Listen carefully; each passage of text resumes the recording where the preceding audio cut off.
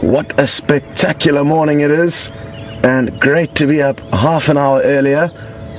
I hope nobody's late for the safari, and we are already hot on the trail of a male leopard, in all likelihood Tingana.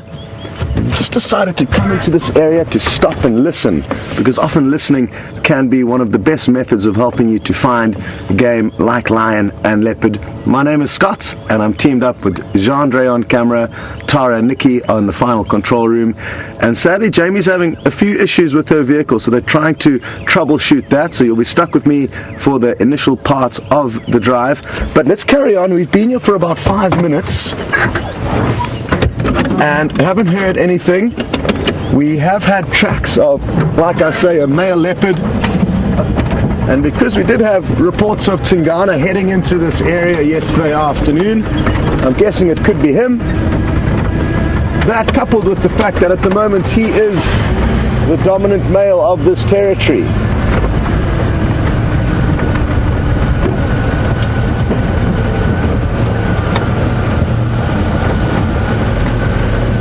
And thanks very much to Chris Rogue, who sent through a report saying she actually heard a leopard calling on the Juma Dam cam at about 3 o'clock this morning. So that was in all likelihood him, and it's great that we've now got a kind of ballpark idea of how far we are behind him. His last tracks were heading straight up the Vuyatela access road before veering west into this general direction. It was still dark at that stage, and I was using my flashlight to follow the tracks. Not easy going, but we're going to move back into that area now and just double check. Maybe he's sleeping on a termite mound nearby, or possibly he's made a kill. Let's take a closer look straight up ahead of us here. Now this bird is going to provide us with some serious entertainment. Possibly not this morning, but definitely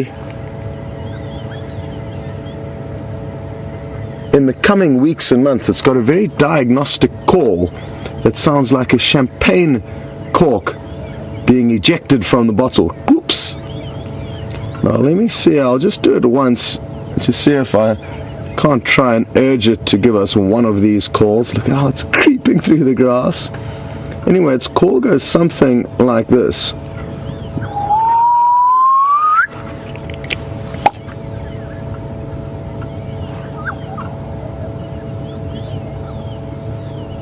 Watch closely. Looks like he might do it. Come on. He's doing it. I think he's going to do it. He's definitely thinking about it. I haven't heard them doing it yet, so it's a little bit early on in their breeding season. But maybe we'll get lucky. He's definitely thinking about it.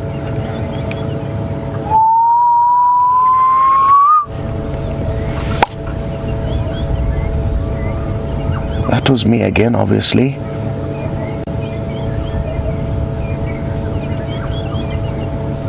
When it starts pivoting its head from side to side, that's a good indicator that it's about to do the call.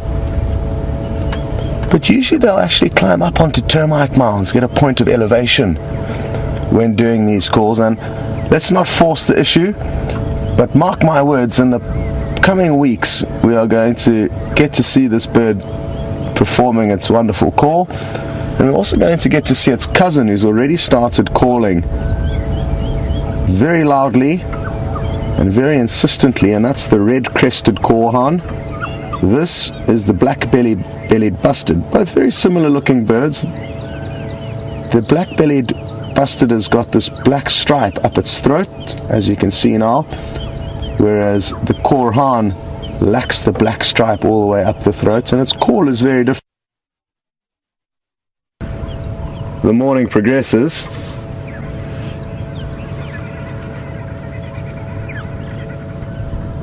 And it's a cool, crisp morning, about 17 degrees Celsius, 62 degrees Fahrenheit, very gentle breeze blowing. And other than the clouds we're looking at now, there's not much up in the sky, maybe 2/8 cloud cover this morning.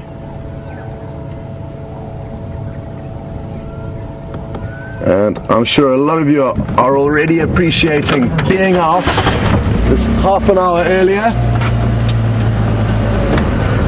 I certainly am. While to leave, we were all saying how it's a bit of an adventure now that we head out in the dark.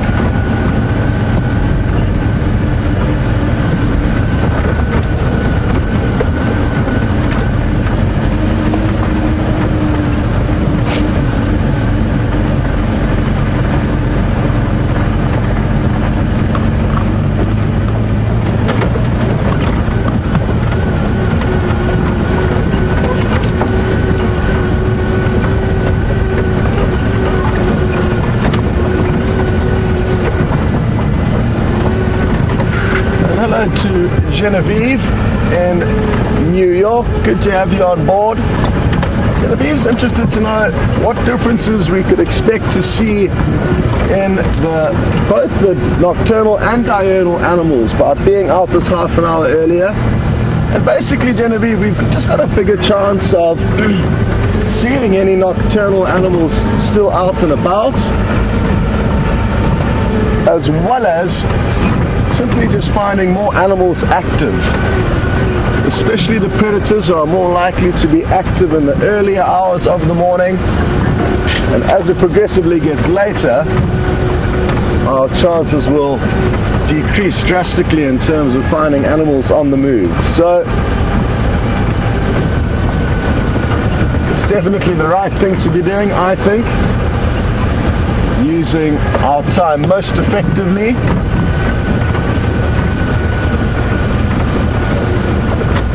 Although ideally we'd be out all day, every day, but that would require a team, I guess, 4 times the size as the current one, which is not feasible at the moment. But certainly something to work for and work towards.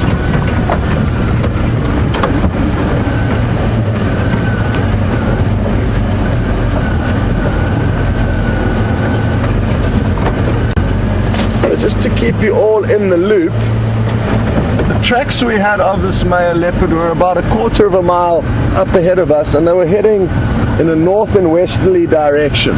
They then veered off the one road towards this road that we're driving along now, but I would only expect to find his tracks about a couple of 100 meters ahead of us. So I'm just going to be checking very carefully.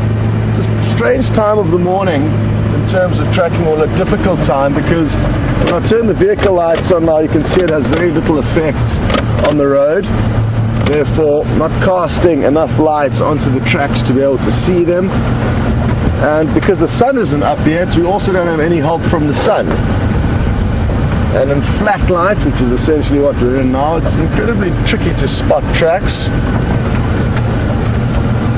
So let's hope that we spot the leopard instead, lying up in one of these marula trees that we're driving through. It's a wonderful marula grove, this, and lots of comfortable branches for Tingana to be perched on, or to have whatever he may have been lucky enough to kill perched on.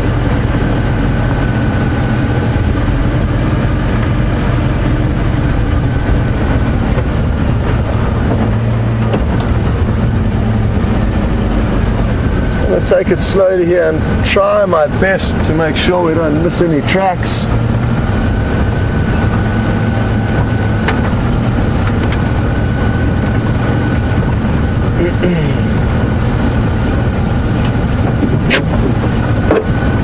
So he was just off to our right when he veered off a road running parallel to us, and we should have his tracks popping out here somewhere.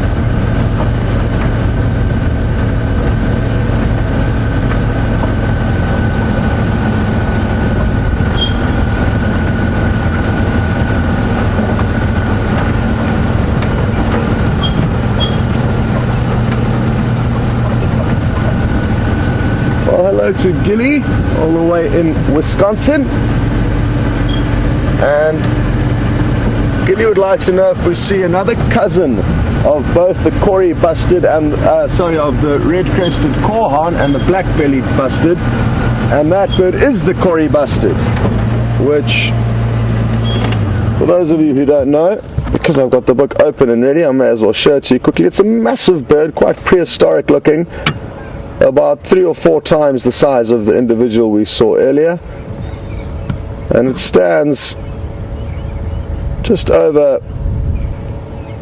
1.5, or about 1.5 meters in height, so quite tall.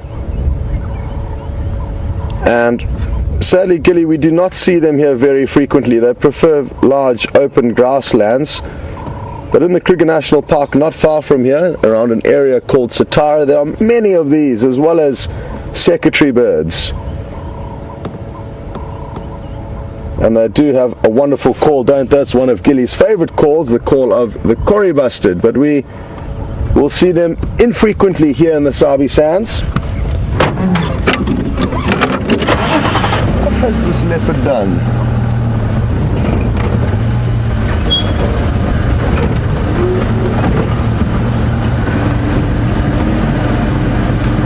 So, good news is Jamie is up and running, and she would like to say good morning to all of you. See you a bit later. Oh.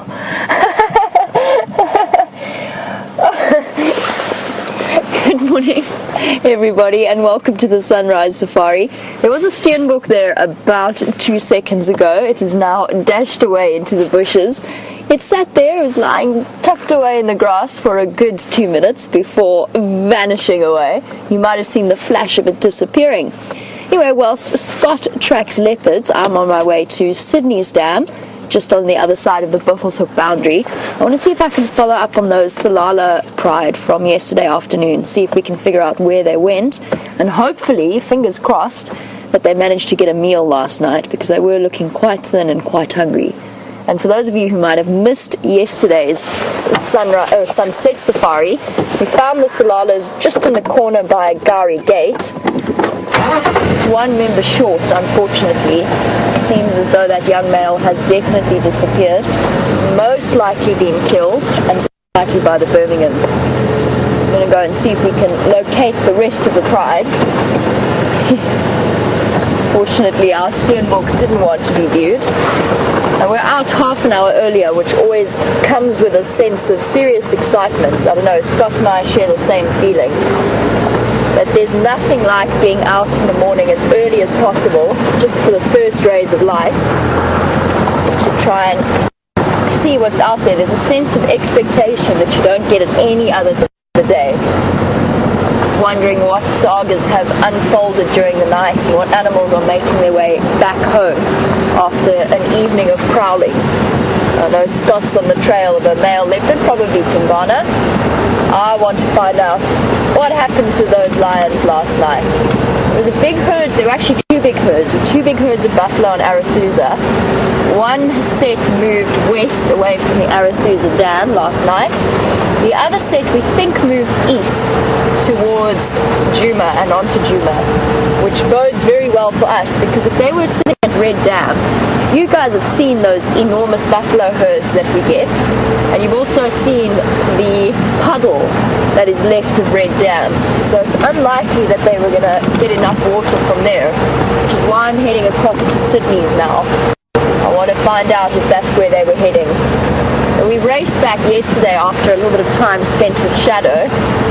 We raced back across to see if we could catch up with the Salalas, but unfortunately arrived just a little bit too late, and they'd moved off. Luckily, because they are in the corner, we should be able to find their tracks pretty easily. Either coming into Buffelshoek or Simabili, or, fingers crossed, sticking around somewhere on Djuma. I know Scott would have been updating you on the Birmingham boys' movements from last night, and I'm sure we're all hoping that this time the Salalas managed to avoid them. It was the male with the injured hip. When we first saw him a couple of weeks ago when I was with Brian, he had a big hole in the dent of his sort of buttocks area around his tail, and he was definitely moving a lot slower than the others. Quite a serious pronounced limp, and I think when it came down to a confrontation, he was the one that just couldn't get away.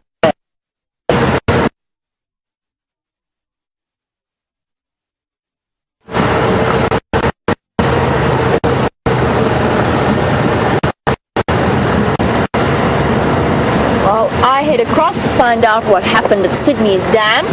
Scott has found a very large pachyderm to show you, not a leopard, but a pachyderm. So let's head across to him for now, and I'll be back with you.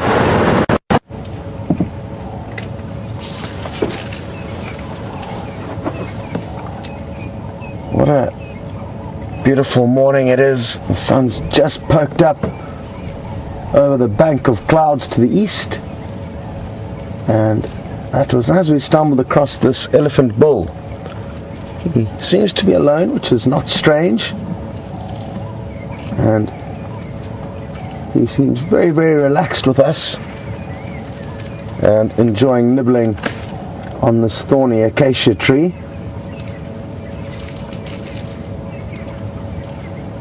The birds are beginning to call and the bush is coming alive.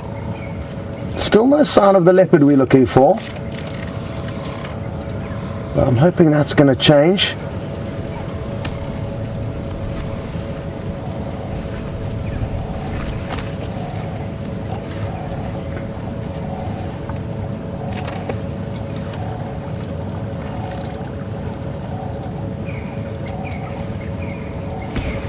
Just going to creep forward ever so slightly.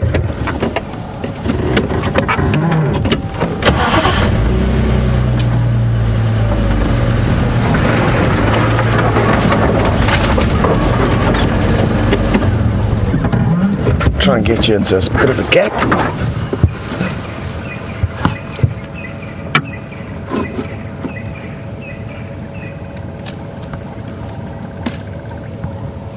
It's incredible how easily they break these branches with their trunks. If we were to try and do that with our hands, it would be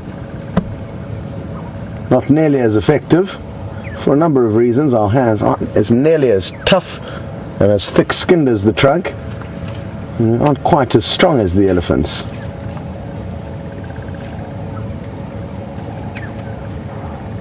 And it's just sampling other little plants now alongside the acacia, mixing up its diet. And what it did there was just kind of brush the roots of the plant that it had just plucked out against its trunk, thus ridding it of any sandy particles. Now it's using its tusk to help in stripping all the leaves off this tree.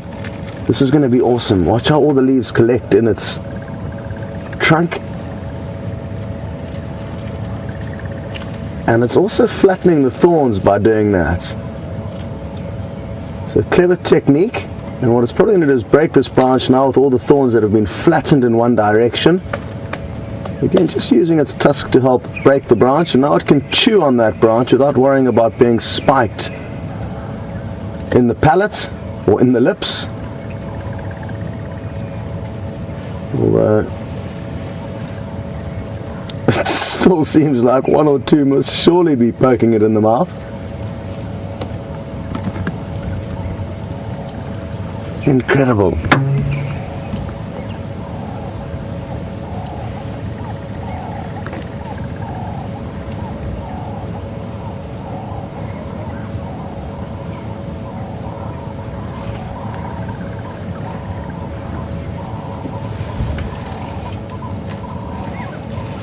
They are such calming animals to watch, especially when they're in a mood like this. Here it goes, flattening the thorns again. It's going to be losing a little bit of leaf matter as it does that, but interestingly enough, sometimes they'll actually feed on the leaves that collect in their trunk when performing the thorn flattening technique.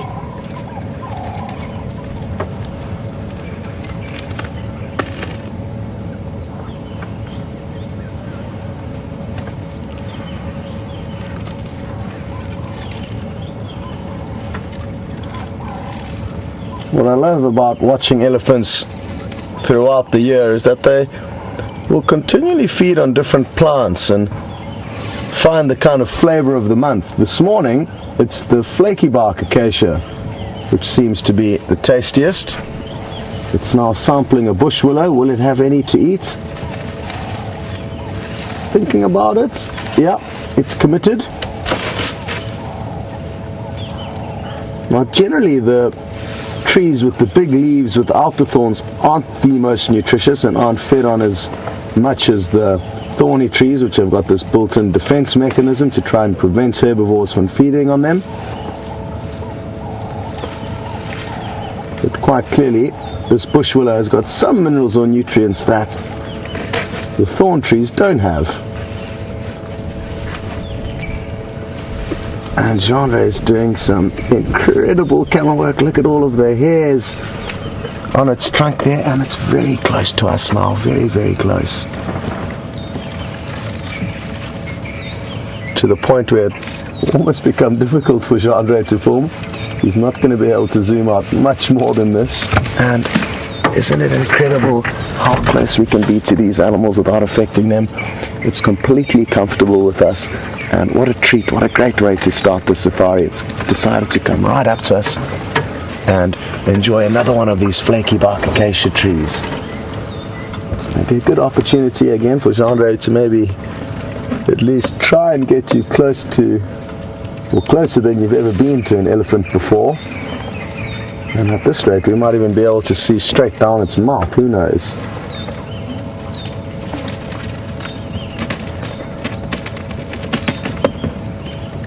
Ah, this is awesome.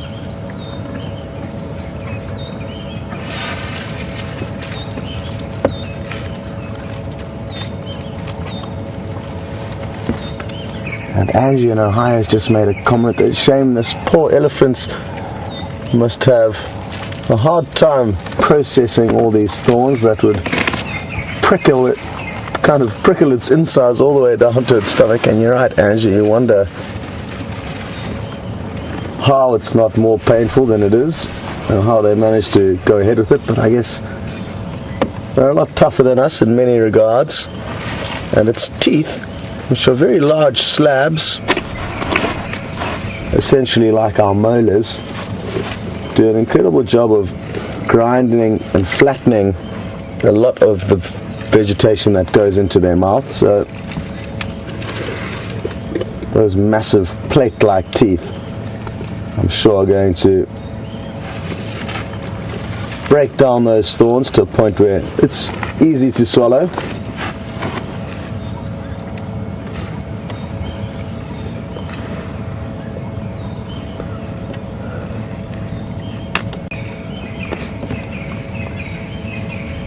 Well, I think that little tree was born this year. It's not very big at all, but that's the elephant's role. If there was no elephants in this area, it would be a very thick forest, which would mean a lot of the animals that do live here wouldn't have a suitable habitat to live in. So it's a necessary destruction, and they feed on huge amounts of vegetation every day. A bull of this size could eat as much as 200 kilograms, 400 pounds of vegetable matter every single day. And if it wasn't for all these elephants, you could imagine how different Africa would be.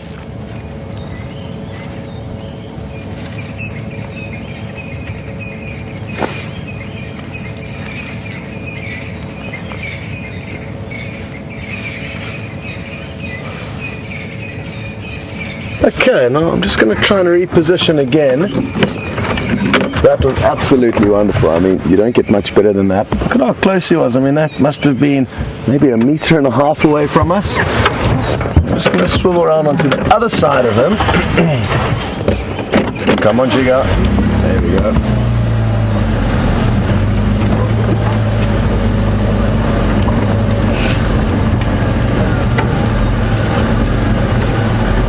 Oh, you wouldn't believe it. There's good news. There looks to be a bigger, even older bull off to our right there. So let's head across to that one and have a look what he's up to.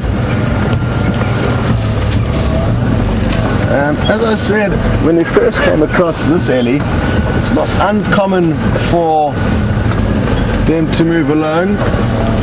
Equally, it's not uncommon for them, hello boy, to move in small bachelor herds. Having a Bit of a nightmare here, not picking the right pathways to drive along.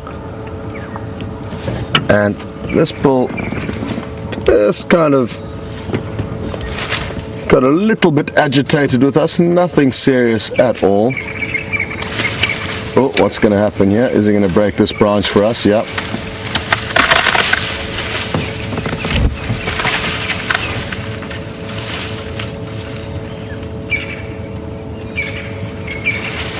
Incredible power.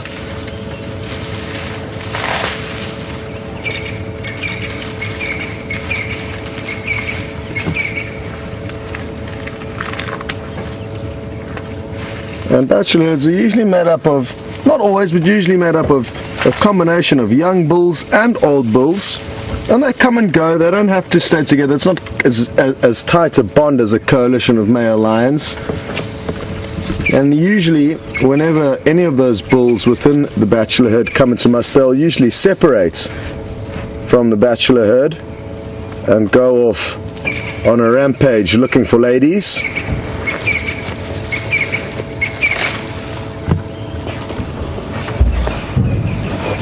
We've got a bit of a roadblock at the moment. We can't get to the elephant, which is just off behind this individual. It's probably going to pop into frame as this elephant takes 1 or 2 steps forward. But we're in no rush. We'll just stay here for the time being until we get a gap, and then go and check out the other one.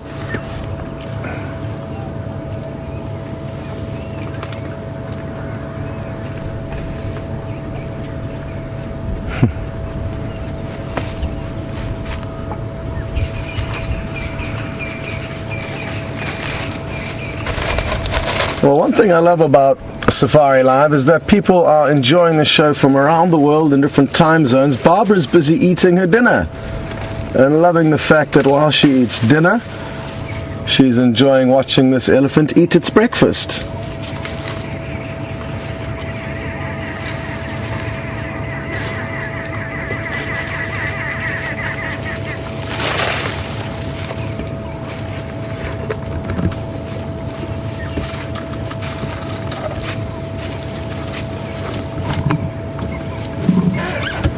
I think we might be able to squeeze behind this individual now and go and check out the other one. Should I?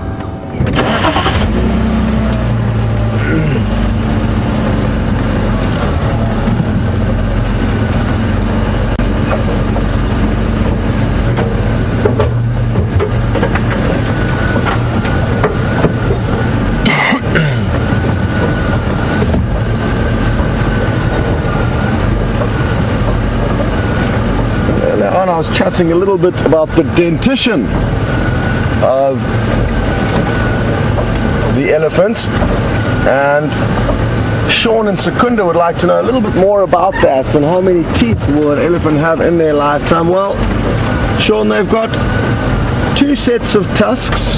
The first set of tusks, referred to as milk tusks, are tiny and are barely visible before they fall out, and then the second set of tusks start growing. And in terms of their teeth, you get 6 sets of teeth that will grow in an elephant's lifetime.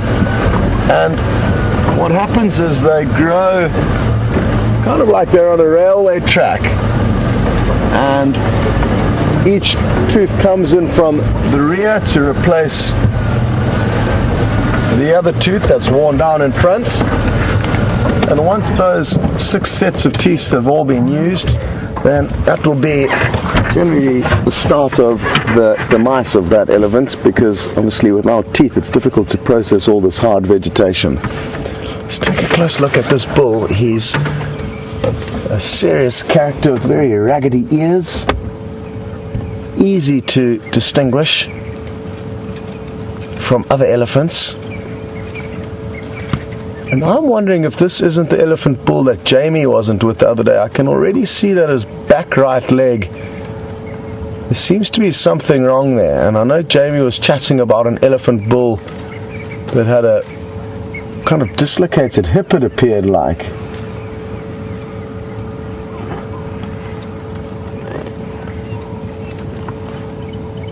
So I'm not sure if any of you were on safari with Jamie when that happened, and you can confirm that this is in fact the same bull. I'm guessing it is. I haven't seen him walk yet, but just by the way he's standing,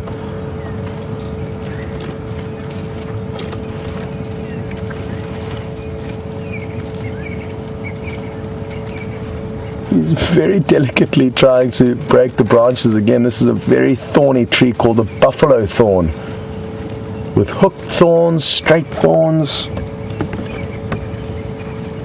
and requires some delicate maneuvering of the trunk to get that into the mouth and onto those big plate-like teeth. The Latin name Loxodonta africana also has a relation to its teeth. Loxodonta means angled tooth. And they've got very big ridges on their molars that help to grind up. Oh yeah, shame. This is definitely the elephant with the hip problem. As he moved there ever so slightly, I noticed quite clearly that he has got a problem with that right leg. Nothing too serious though, because he's still in good condition. It just means it's probably a little bit more difficult for him to move than other elephants, but thankfully he's not going to need to run away from predators, and highly unlikely that any predator is big enough to attack a bull of this size, even a very large pride of lions. What it may have an impact on is mating. I don't think he's going to be able to compete with males and or even be able to mount a female if he was successful in a battle over ladies. So maybe he's going to have a bit of a lonely life regarding the ladies, but at least he's got some male companions, one not too far behind us. I'm also interested to know if there were any other elephants around when Jamie was viewing this individual, or if it's just the two of them. But it sounds like it was just him and his companion that we're with now that are still together.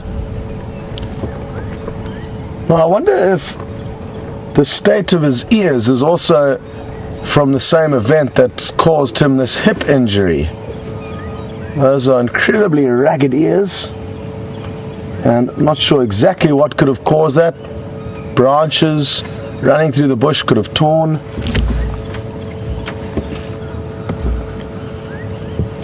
Those ears, or who knows. You can see how he's also resting that back right foot up, and if we just wait a moment or two, we may see it try and move forward again, and then you'll notice it kind of keeps that leg dead straight as he moves and really favors it.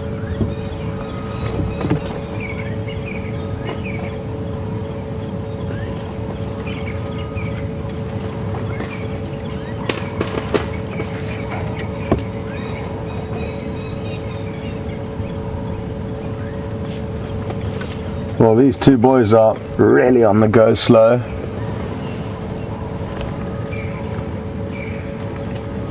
Well, thanks Marilyn, Gary and Georgianne, as well as a lot of other viewers. Yeah, watch his leg, watch his leg. You see how interesting this is. Sorry though, but thank you very much for all of those updates confirming that this is in fact the elephant that you saw with Jamie the other day. Well, is he going to give us a bit of action here, or is he just smelling that plant? I just saw him hold his trunk back and face us, and wasn't sure if it was us that got him interested or if it was the tasty tree.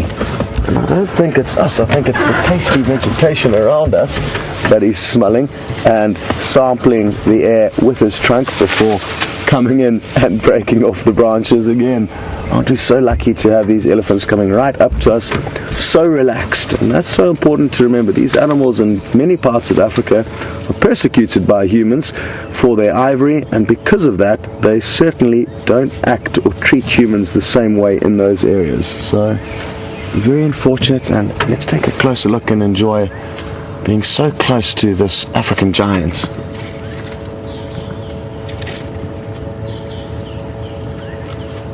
I really love these raggedy ears of his. He's also got perfect ivory. And it looks like he's going to come right past us here. Hello, boy. How are you doing? You are so close to us. How cool is this? Can you believe it? Hello, boy. What can you smell? I'm so tempted to put my hand out to you, but I'm not going to. Hey. Hey, boy. That was incredible. I think that's probably one of the most awesome sightings I've ever had of an elephant being close to me.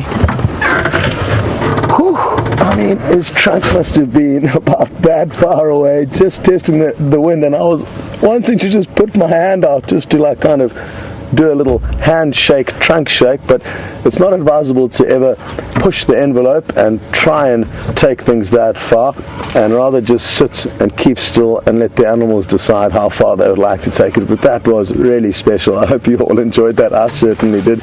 Jean-Andre's got a big smile on his face. So does Jerry, who's joining us again on this morning safari. Jerry, how's your heart rate? Is it okay? Thumbs up.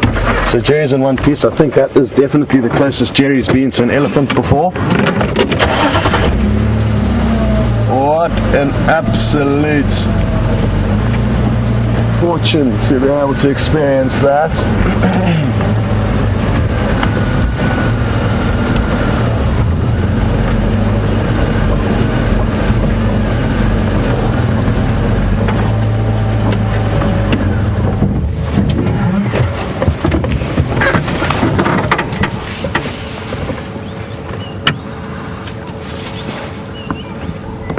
Now don't be alarmed, you can see he has changed appearance ever so slightly, but that's all a bit self-explanatory. He also had a little toilet break just after he walked past us, and the wind is blowing perfectly in our direction, and it smells actually quite sweet and refreshing, almost like an African bran muffin, you could say. Unbaked though, just the raw materials. Quite a nice smell. It's not nearly anything as horrid as lion dung. A fresh elephant dropping is actually quite sweet smelling.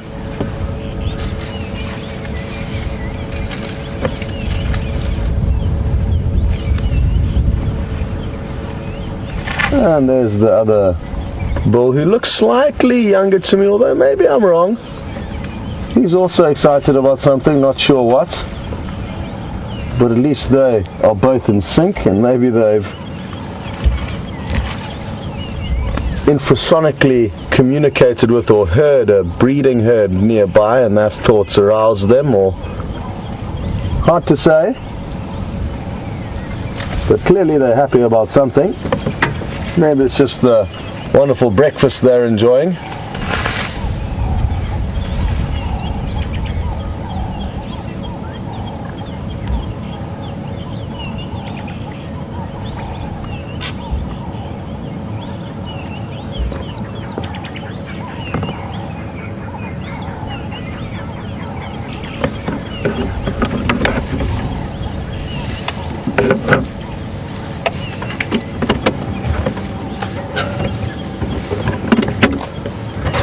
I was discussing how important elephants' destructive eating behavior is, and Gigi in the Prince Edward Islands would like to know if their destruction is permanent and whether it's a good or a bad thing. Now Gigi, their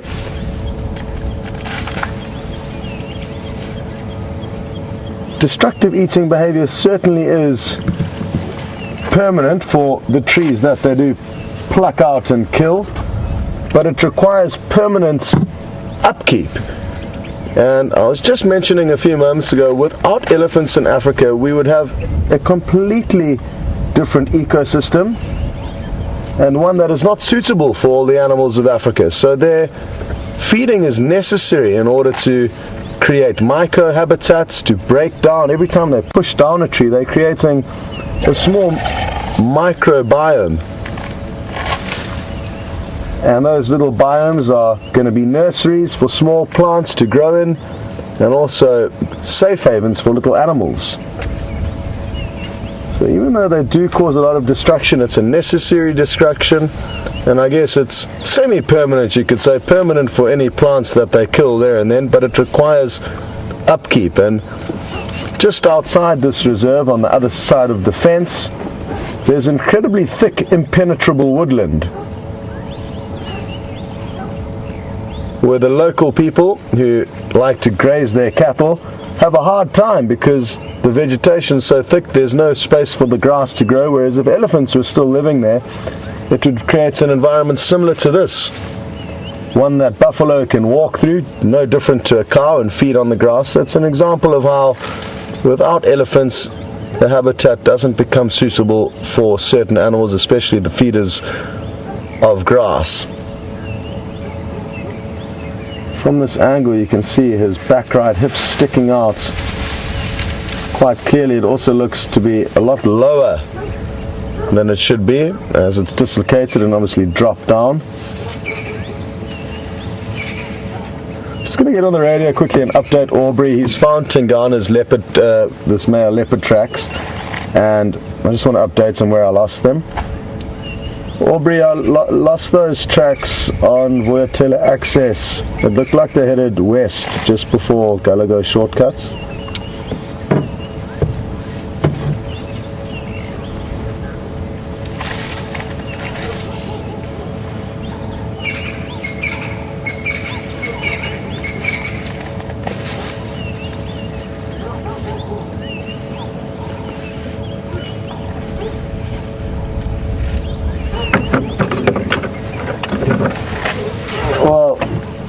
Paul, Valerie, Donna, and a whole load more of you. Aren't we so lucky? And we certainly did get spoiled with that elephant sighting. I'm so glad you guys appreciated it, because that doesn't happen often, and it could be many moons before that kind of an interaction happens again. One or two of you said it was the equivalent of an elephant high five. I'd almost take it one step further, and it felt like that elephant was hugging us. It was incredible the way its little trunk was moving around so close to us. I wonder what was going through its head. That would be nice to know, but I think that would be greedy. I don't think we could want anything more from this morning's safari after such a quality sighting like that.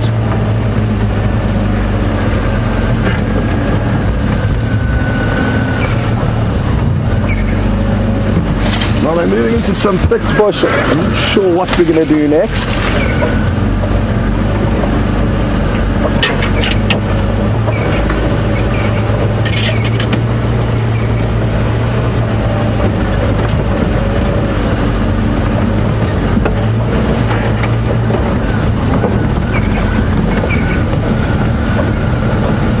Hello again to Brian in Philadelphia, and very happy to see you sending through as many questions as you are.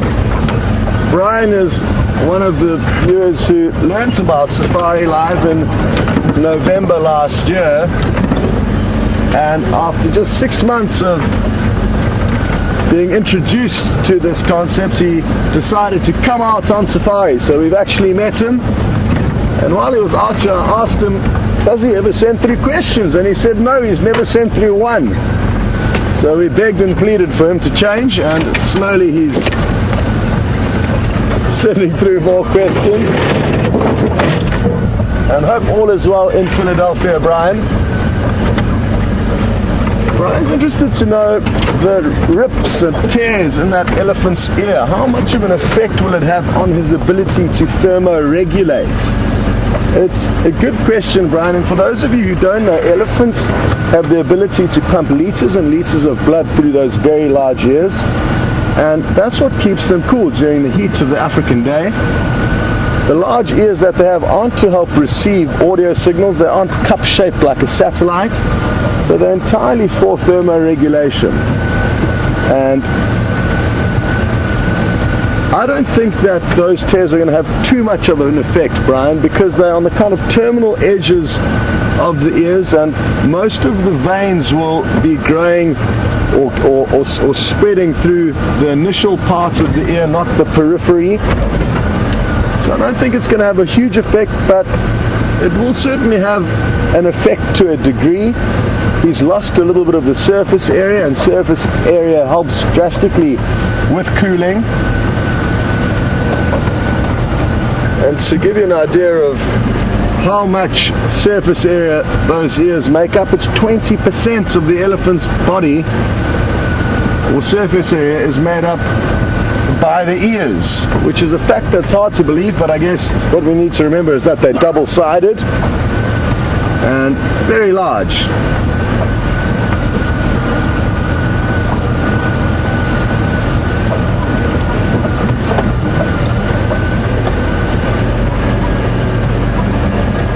So Jamie's been out searching for any sign of the Solana Pride, and I'm sure a lot of you will be interested to know on how she's getting along, as well as if there has been any sign of those lions yet. We're going to keep slowly moving through this area. Sadly, the elephants did move off into some impenetrably thick vegetation, and let's go and see what else we can find. But over to Jamie, and we will keep snooping around this area and hopefully find something for you shortly. Sounds like Scott had the most amazing elephant encounter. What a special moment to spend with quite a character that we've got to know over the last 2 days. I have been looking for the Solana Pride. I headed up to Buffelshoek. It looks as though they disappeared into that corner around Sydney's Dam and up into Buffelshoek. I did catch 1 or 2 tracks coming through, and I think that's where they've headed off. So I've returned. I've just heard an update from Aubrey right now on the radio to say that he heard impala alarm calling right close to Inge's house, so close to quarantine. Done a big loop, and I'm heading back there now to see if we can figure out what's been shouting. And here comes Aubrey himself. How are you? Good, and you? No sign of why those impala were... Yeah, no sign, but I hope it must be it was a leopard. So. Coming through into the fence coming from stuff with us. Yeah. And the Mushin John was calling in the drainage line as well. Where are you coming from? This side? From the side, yeah. No sign of the tracks there. Okay. But I'll check, I'll go around this side. Okay. Yeah. Cheers, guys.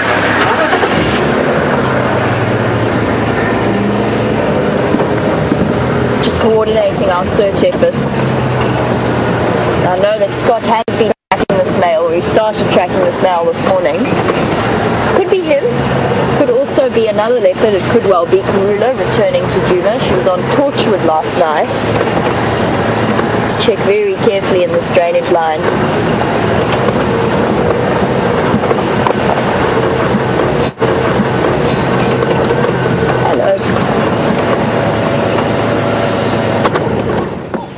Here we go, some Nyala in high spirits.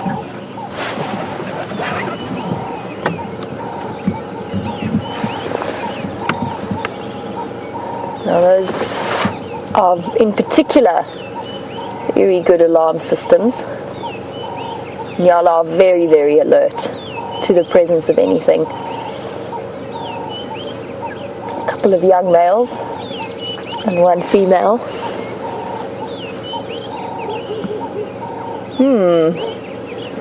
Not only are the impala alarm calling, but it sounds as though Zola and Kara are alarm calling as well.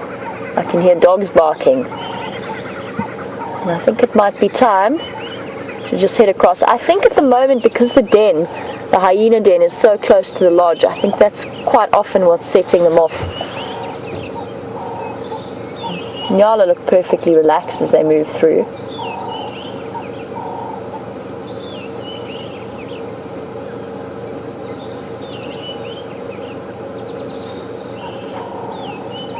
Hello, boy.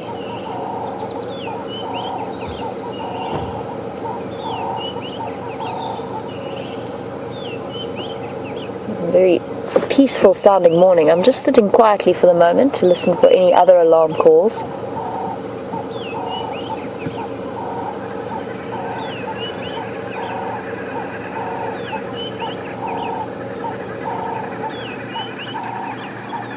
Okay, I think our Nyala is going to disappear into this drainage line. And I want to just do a quick loop around Inge's house, see if we can find any sign of what the impala was shouting at.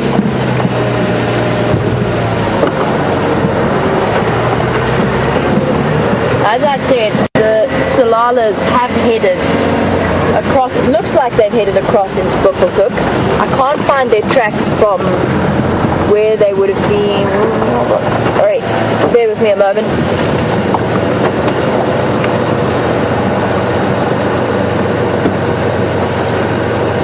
Nope.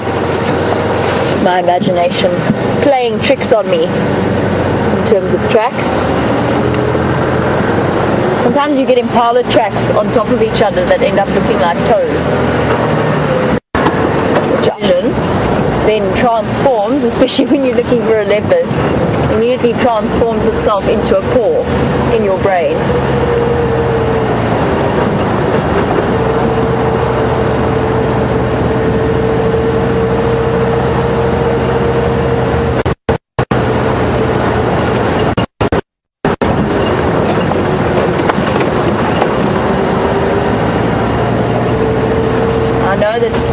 Having spoken about the Salalas, there's lots and lots of viewers out there, including Chris, Lynn,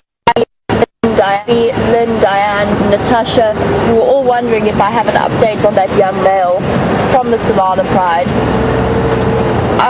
I don't. As far as I know, he's still missing, and the fact that he's been missing for 3 days now, I have to be honest, and I don't want to think this, I want to think best case scenario.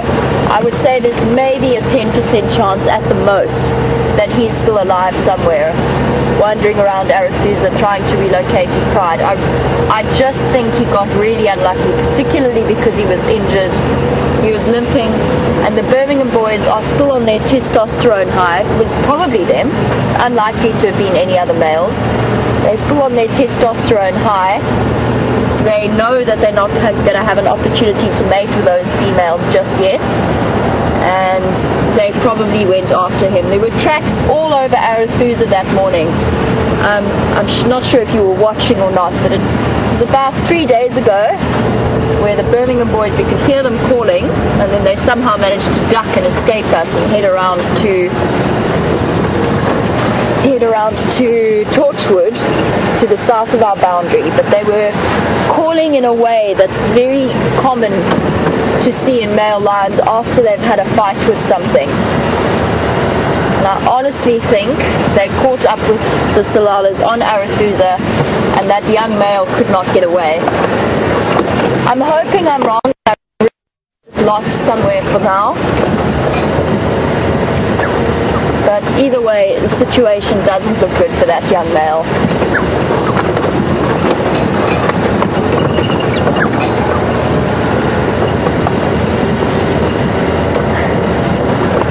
I completely share Angie in Ohio's views. Angie, I agree. I'm also rooting for the Salalas. I feel like, in a way, they've actually had the worst deal of any of the prides in this whole takeover issue. They ran from the Matimbas, caused them trouble, so they ran away from the Matimbas straight into the waiting clutches of the Birmingham boys. They've just been so unlucky, and those males are at exactly the wrong age for this entire process to have played out.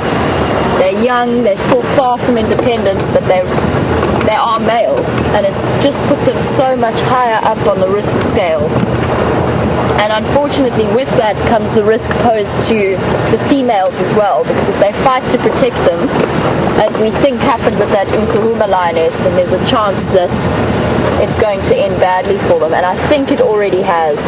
But we'll keep fingers crossed, because lions are consummate survivors, and that female that's leading them, the female without the tail, she is incredibly experienced. She knows what she's doing. She's not a young lioness, and this is probably not the first pride takeover she's lived through. hopefully she'll be able to keep the rest of them safe. And it does pretty much all rest on her shoulders. The elephants have been doing some landscaping. And I know that Scott is trying to get hold of me at the moment, but there's a conversation happening just right now. Aubrey and squeezing through. Now, just excuse Tebs for one moment. He might have to, in a moment, wipe the screen. We're collecting, actually, that spiderweb's attached to me too.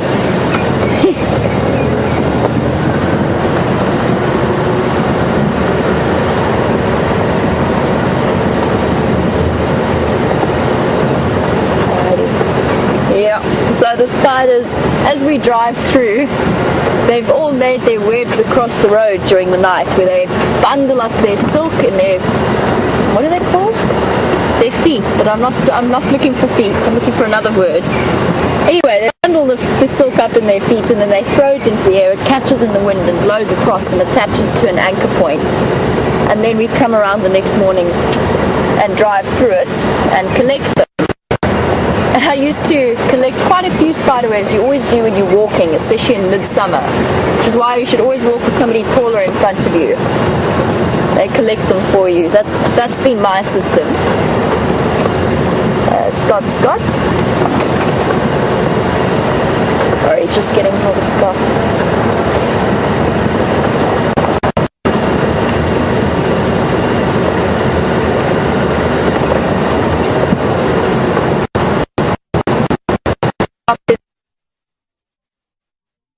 To see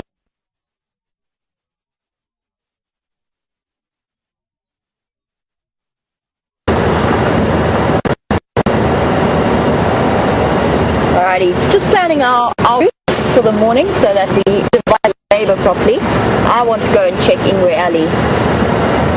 I was saying that behind somebody who's telling you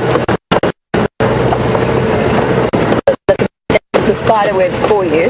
That being said, I don't really have a problem with spider webs. My little brother, on the other hand, not his favorite thing, let's put it that way. There have been some squeals in the past in relation to spider webs attaching themselves to him. And I know I've told this story before, but one of my favorite spider encounter moments was with a group that I was taking drive with. And we were in one of the 3 safari vehicles that you often 3-row seats. Yes, levitate from the front row to the back row without touching the middle row in absolute terror. I've never seen somebody run sitting down before, but she ran sitting down. It was incredible. Her legs and arms were moving frantically.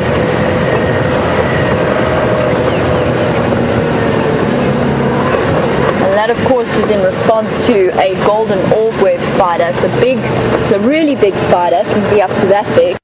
Black and white and red and really scary looking. Pretty much complete harmless. They might give you a nip if you irritate them, but they, for the most part, are incredibly placid. They've got no venom, even if they look incredibly dangerous.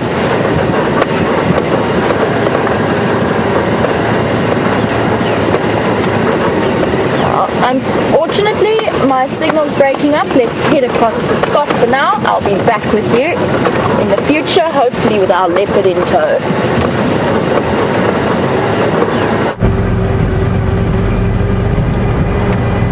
So, sadly, Jamie's signal is not treating her very well this morning. So, hopefully that improves. We have literally just come on to Arathusa and I'm about to get an update on the radio as to what's going on here. So give me a second or two, please. Good morning, Ryan. Any updates? I'm just crossing in at Red Dam Road. Go ahead.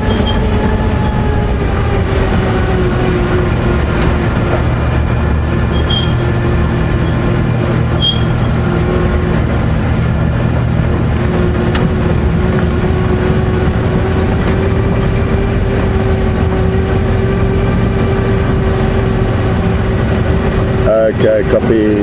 Thanks very much. Confirm, is it impossible for the Birminghams or Sonata?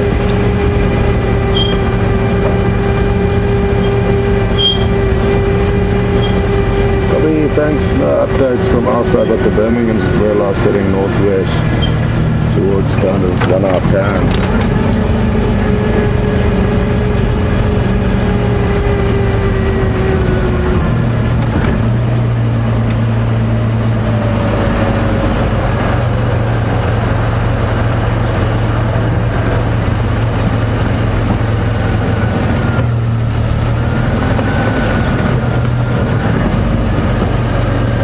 Okay, so apologies for that, everyone. I actually forgot that you were with me for a moment. Just processing the information there from Sean and Ryan, and they have found tracks of the Matimba males crossing into Sibambili, which is a property where we cannot go between Arathusa and the northern fence line. It's a little thin property, so that's not looking promising to see them, but that's not a problem at all because there's lots of other animals out here, and we'll maybe just do a little loop through Arathusa and see if we can't find any sign of maybe shadow.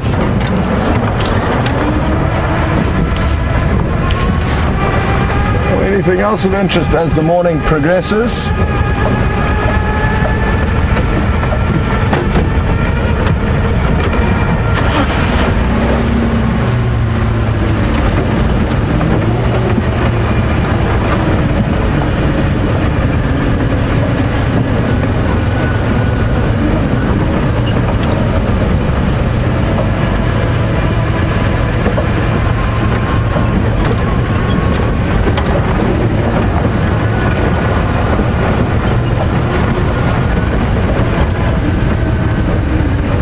Interestingly, the beautiful cloud cover that we enjoyed this morning has dissipated to absolutely nothing, and Derek is just asking if we have any local myths on the cloud formations and the effect that they may have on your day. In Derek's home, the saying goes, red sky in the morning, sailor take warning. So that's interesting, but I don't personally know of any local cloud myths. That's not to say that there aren't some, and there probably are, but I am none the wiser in that regard. Thanks for sharing the local myth from your area, Derek.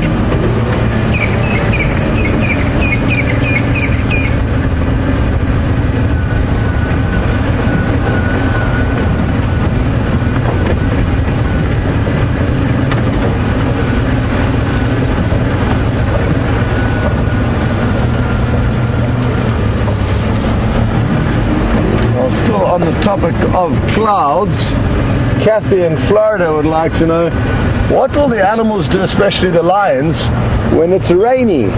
And will they seek shelter? Or will they just kind of lie out in the open? And I guess it depends on how strong the rain is. But typically, even under a bush, you're not going to escape the water entirely, and it's always you're always gonna get wet out here.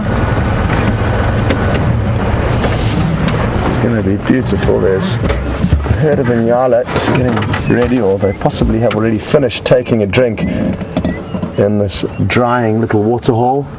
All different shapes and sizes, a big male, adult females with the youngsters from this time last year, one young male and one young female.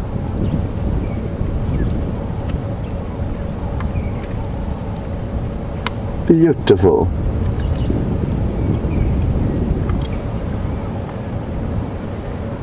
What's interesting is you can distinguish between, it's actually two young males. You can distinguish between males and females. The males will have the white chevron between the eyes, so even the young males, who are the same caramel brown color as their mothers, The mothers will lack that white chevron between the eyes, and the males will have them.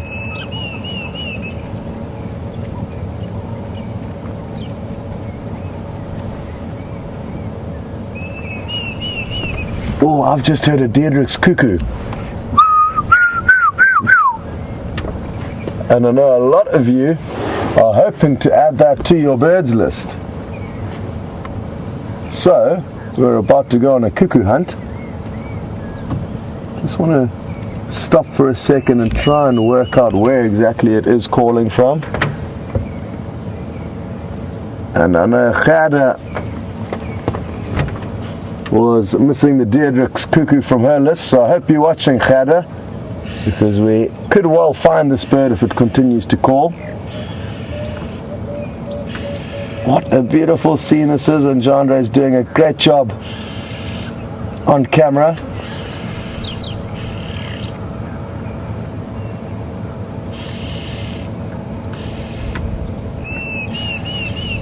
There's the cuckoo again.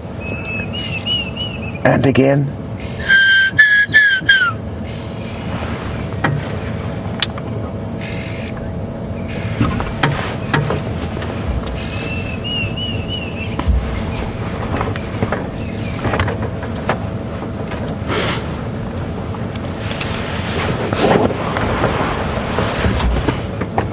Just a question through from Mary in Pennsylvania, and she's wondering, what is the bird that makes a call similar to bed springs squeaking? And it's a frequently heard call. Mary, it will be Franklin that make that call. So I'm not sure exactly which one, but it's the Franklin, possibly the Natal Franklin or the crested Franklin. They all have a fairly similar kind of call, which is quite similar to that of rusty bread springs squeaking.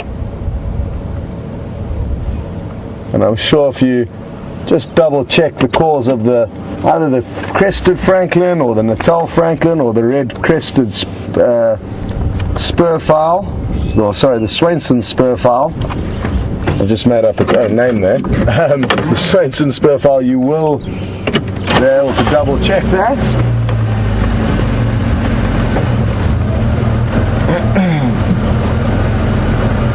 Great. Well, just a few days ago we were viewing the Salala Pride at the same waterhole where the Inyala were. Now something very different.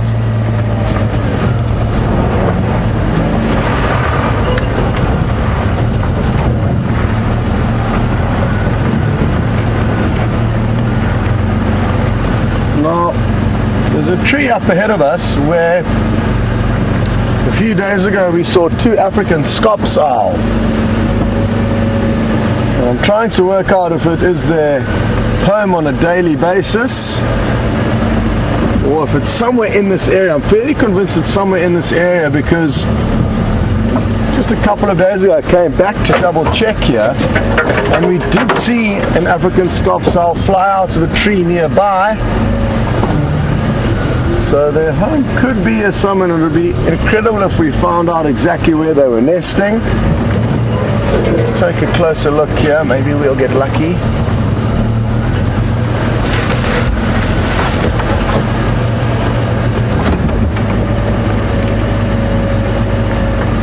I think we're in luck. We are. It's not going to be a great view, but let's just see what happens here. Sitting up there. Oh, just going to stop here. It's sitting so close to us in the tree. We aren't going to be able to see its head from here though. Look, you can see its incredibly well camouflaged feathers blowing in the wind. So this tree they love to sit in almost on a daily basis as far as we're aware. And there could be a cavity in a tree nearby where the other owl, its partner, is busy incubating eggs. Now I would love to get you a view of its eyes, but I also don't want to chase it away from its perch here. They typically nocturnal, so by flushing it in the daylight hours we may make its presence known to all the other little birds in this area who may pester it throughout the day, whereas here where it is camouflaged, it's getting a peaceful morning without being harassed. So I'm inclined to actually not try and get into a different position. If we zoom out and just have a look around you, we don't have many places to go. It's a thick area with a riverbed down to our right and lots of thick vegetation down to our left, so we're just going to rather slowly get this owl used to us, and hopefully next time we arrive here it's going to be relaxed with us and have its head out in the open. But by us scaring it, we're going to rush you over onto Jamie's vehicle. She's having some fun over there, so see you later. Oh, you're so cross. Oh, you naughty. Yes, you naughty. Hello, little one. That was absolutely adorable. Listen, mister. Okay, alright. Okay, Mom. I'm not doing anything. Your baby started it. Your baby started it. It wasn't me, I promise. That was such a perfect example of discipline. Sorry, I can't move the car at the moment. That was incredible. That was not Mommy coming to say stop playing with my baby. That was Mommy coming up to baby to say stop taunting the car. We had dust flying. That baby came within probably 50 centimeters of the car. Alright, guys. Here we go. Calm down. Wow. Little one, you naughty. That can only be a male. Yeah, it's a male calf. And then older sibling as well. Perfect example of an all helper. So lots of help coming from different... Oh, baby's coming back. Sorry, Tibbs. Let's just see if this baby's going to do the same thing. I know it's straight into the sun. Little one, it's really okay. I know you want to play, but I'm maybe not the toy to play with. About 2 years old and discovering how to be cheeky. I think that's probably the most enthusiastic charge I've ever had from an elephant that age. And look how protective this older sibling is being. That's not the mother, but coming to stand between us and the threat, or between the baby and the threat. Sure. Interesting behavior. They really are. They are phenomenally complex animals. The oldest sibling is coming through now on your screen.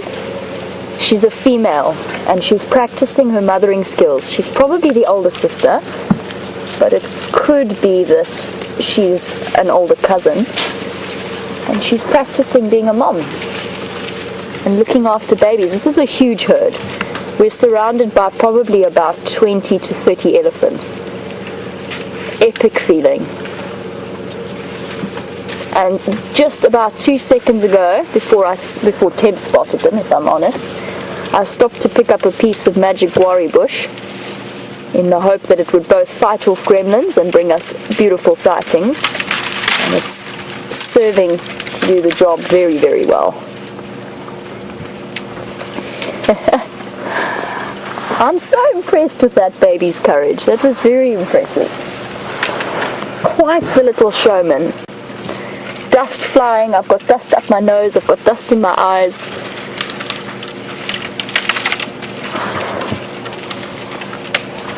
And the cows are feeding very peacefully.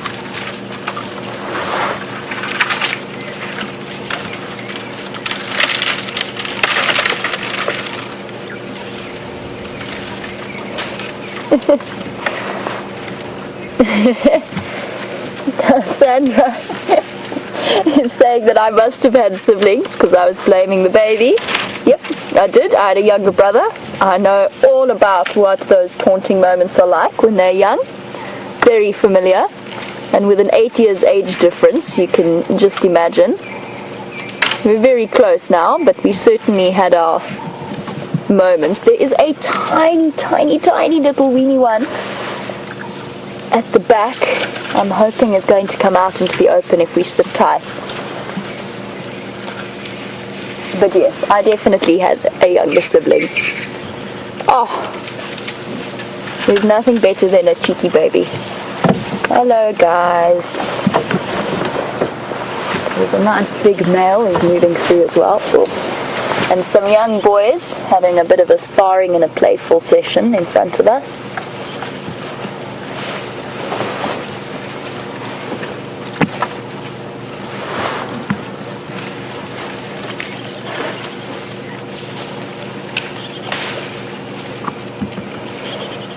We've had a lot of babies coming through. You've seen lots and lots of new elephant babies, or very, very young ones anyway.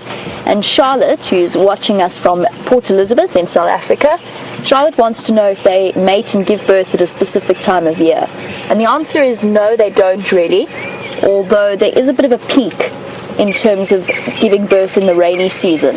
All right, I'm trying to have eyes in the corner of my head here and keep an eye on all the ellies around me.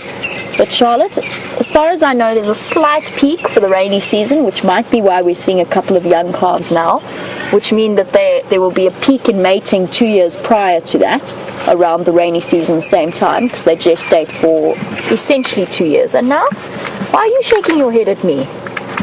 Also a boy, coming to cause trouble. I'm just sitting here, dude. I'm not doing anything. You're gonna get me into trouble, you lot. Yeah. You're gonna come and cause trouble, and then your mom's gonna come and investigate.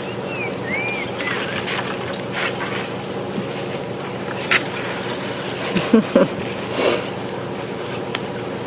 can see that backwards and forwards rocking, trunk twisting kind of aimlessly. And that's telling us that this little boy doesn't really know what to do. He's thinking about coming to run towards us, but he's got a little bit more fear than that calf did. Come on, dude. The baby was braver than you are. It's alright, boy. I'm going to spar with brother instead, or cousin probably.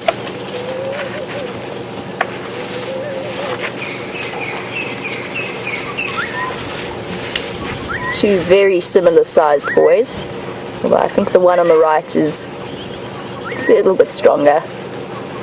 Oh, here comes our little bubba. Sure, that's close. Hello, little one. Oh, you're so furry. Okay. Racing across the road. I'm pretty sure we've seen that little boy before. Right next to mom. Look how easily it fits under mom's stomach. That's still a very young calf. We are absolutely surrounded by them with a perfect view of the little baby in front. Look at the pale spots still around the ears and the face. Oh, bye. Oh, sorry, it's a little girl. Bye-bye, girl.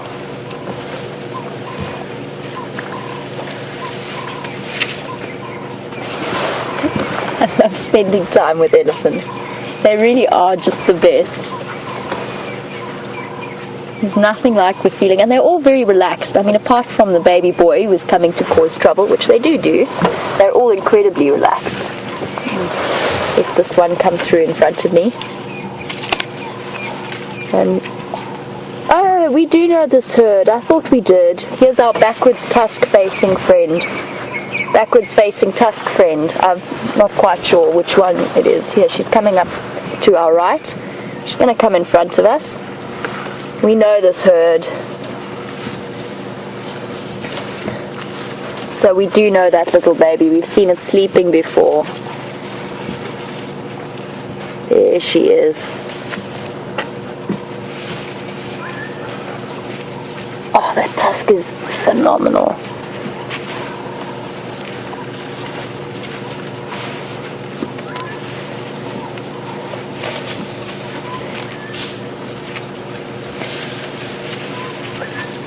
Now, I was chuckling a little bit at the babies shaking their heads, and that's because I'm very much familiar with elephant behavior, and I know how to read what's happening within a herd. Now, that situation could have gone slightly differently. I was watching Mom the whole time really carefully out of the corner of my eye as the baby was playing in front of us, and she knew we were there. She was watching what her baby was doing, and she was very relaxed about it. So when she came forward and did her rumble in response to her baby's provocation, I knew that she was disciplining him and not us. That being said, it's very important to remember, especially if you're coming to visit Kruger and you're driving yourself, it's important to remember that there are warning signs from elephants. Now, Sean in Secunda, you were wanting to know what signs, or wanting me to share what signs I would look for if an elephant was committed to a charge. They're all walking straight into the sun, but I will get us a nice visual again in a moment. So if an elephant is committed to charging a vehicle, there's a couple of things to look for. First of all, most of the time it's come from provocation itself, so people being too much in their space, keeping their car engines on, possibly revving. There's been a lot of bad behavior, not bad behavior, ignorant behavior within the Kruger National Park that's led to the elephants there being provoked. Hey, mister! Oi! You behave! The reason I'm raising my voice to him is because he's a bull and he's being naughty. That tail up, you see how he walked across the road with his head up, his tail up? And I've got my hat up because sometimes that's quite a useful device in terms of just distracting them. But he's moved on, nothing too serious, but again, bulls you respond to differently. Cows are showing aggression because they are protective of their herds. Bulls often show that kind of, what's the word? Aggression is maybe too strong a word. Spirit? It's maybe a little bit cliched, but they show that uppityness when they come towards you because they're trying to push their weight around. So you respond differently to cows and to bulls. Bulls you need to meet with slightly more firmness. The cows need to be, up until right at the last minute, need to be met with a calm approach so that you don't make yourself any more of a threat than you already are. But to get to back to Sean's question, because this is important, especially if any of you guys are planning on visiting Kruger, an elephant committing a charge, a lot of the time they are going to give you warning signs first. That head shake, the tail's up in the air, sometimes they're very vocal about it, moving a couple of steps towards you and then dropping their head and swinging their trunks so that it makes a slapping sound with their ears. Those are signs that they are not comfortable with you. If you're really close, you want to sit nice and still, and as soon as they back off, then you want to back off, and if they keep coming, then you stop and then back off.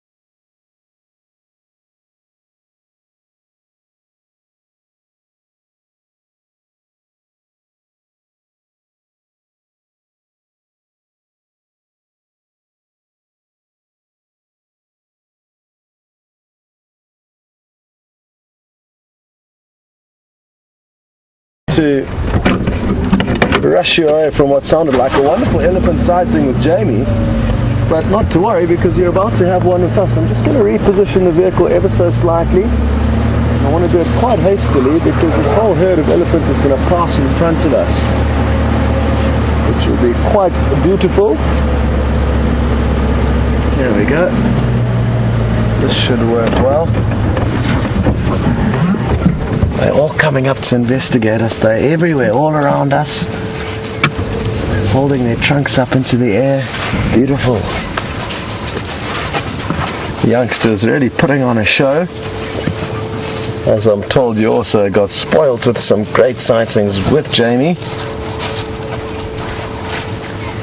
Another big cow. Well, certainly seem to be lots of elephants about this morning. And they're not territorial, so always wonderful when they are numerous in numbers on Djuma and Arathusa, because they make for such wonderful viewing. And even when they aren't in the most entertaining of moods, they are still generally always doing something, which makes for great viewing. So just to update you on some other important animals that have been found just north of Arathusa on Sibambili, it's the Birmingham males. 5 male lions that have been found. Sadly though, we are not permitted to go there, but at least we know where they are, and maybe they will pop onto Arathusa a little bit later on this morning, and that way we would be able to see them this afternoon, hopefully. And other than that, there's not too much going on. They're not too sure where Shadow is, a female leopard who was viewed yesterday afternoon. But we are in that general area now, and that's why I've come here in the hope that we can find her. I haven't seen a leopard for approaching 3 weeks now, and I'm beginning to get desperate cravings to change that.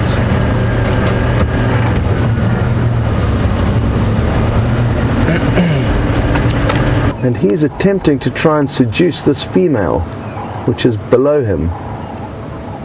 They're beautiful, beautiful pigeons that are brightly green in color and have a red and yellow bill as well as a bright turquoise blue eye. And they were hopping from branch to branch, the male on the top evidently chasing the female, but they seem to have calmed down as we got the camera on them. There we go, there's a beautiful view. Look at that, bright yellow feathers and legs. What an awesome bird. In Afrikaans or Dutch, one of the local South African languages, it's called a papegaaiduyf, which means a parrot dove, which I think is a wonderful description for the bird.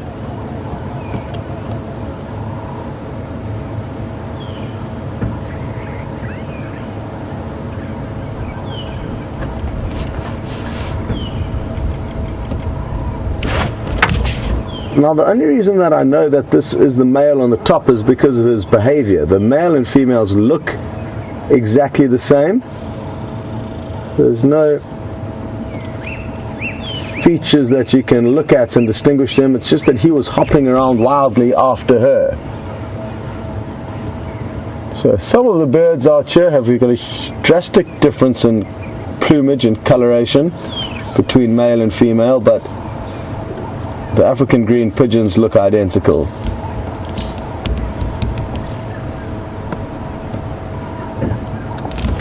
I'm sure a lot of you will be aware of feral pigeons which occur across the globe, and how the males will inflate a throat pouch and then let out a call. This pigeon is no different, just a slight variation. And it's the males that will inflate their throat pouch, and he was trying to do the same thing, only that this female was not interested in his advances.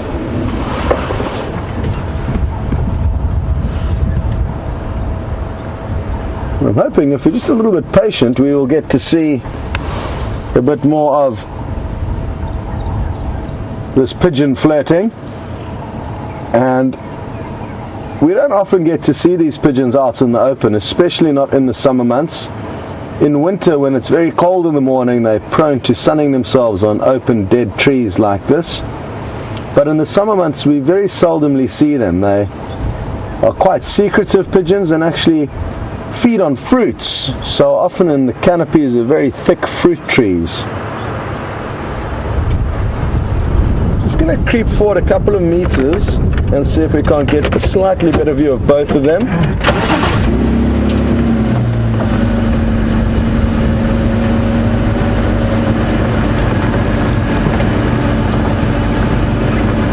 This should be a lot better.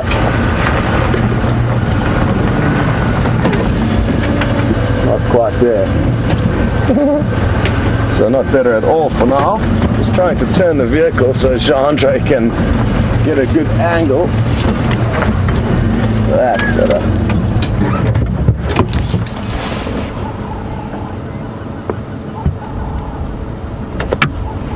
Beautiful. There they both are, and you can see that they look very, very similar to one another.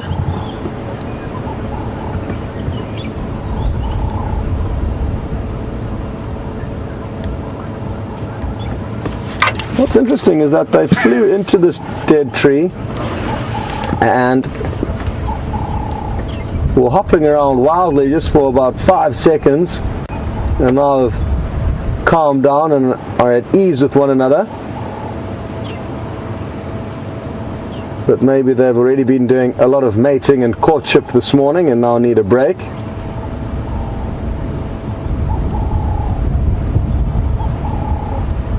Now, from mating to egg laying is often quite short in terms of period of time with the birds, so they could be mating now and be laying the eggs within just a couple of weeks. And then incubation is often also short, usually around 3 weeks, depending on the bird. So within about just over a month, they could have little hatchlings. And again, this is just a very broad generalization for birds of this size, and just to give you an idea of what goes on before the chicks hatch.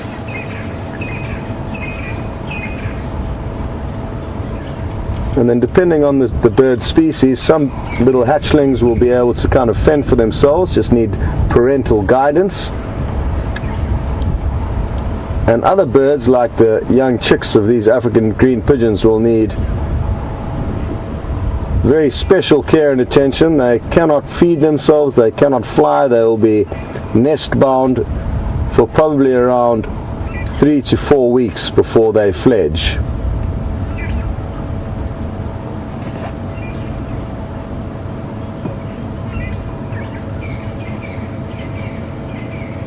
And like most doves and pigeons, I'm sure it's not going to be a masterpiece. Their nest, quite a haphazardly constructed platform of twigs.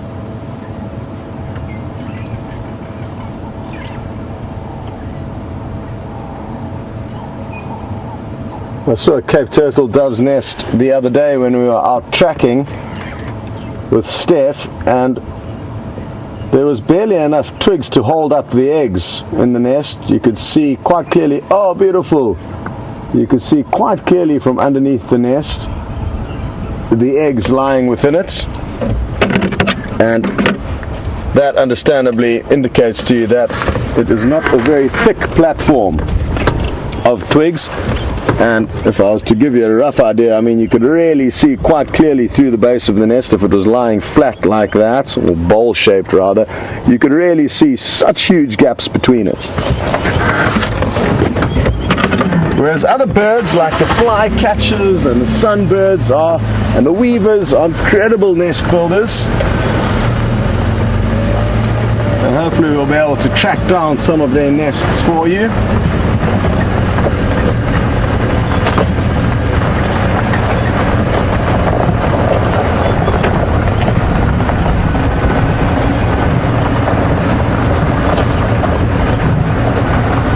I wish I had the call of the African green pigeon to play you, because Valerie has just asked if they sound like regular pigeons, and no, they don't.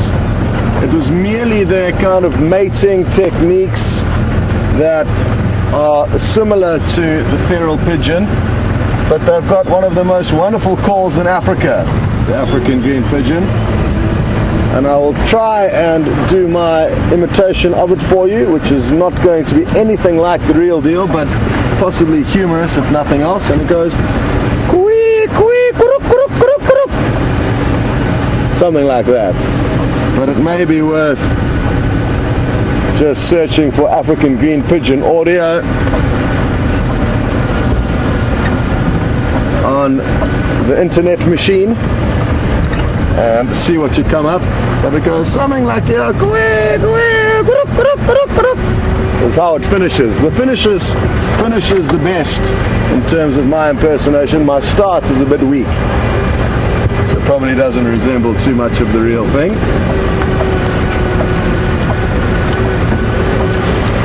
But that's just their regular contact call. I guess it's not necessarily their mating call that they'll make to try and seduce another pigeon, like the regular feral pigeons when they're doing that with their big throats puffed out.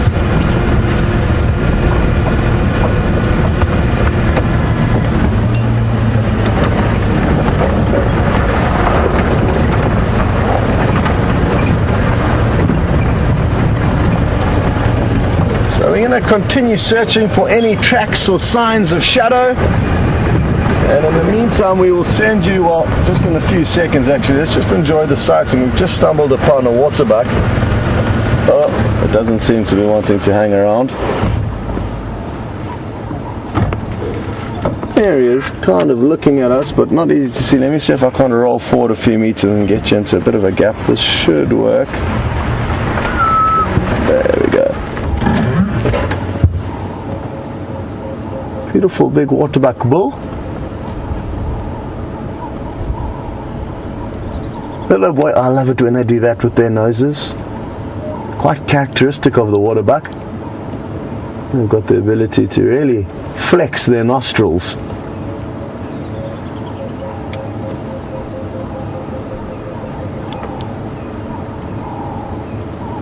They've got distinctively heart-shaped nostrils, the waterbuck,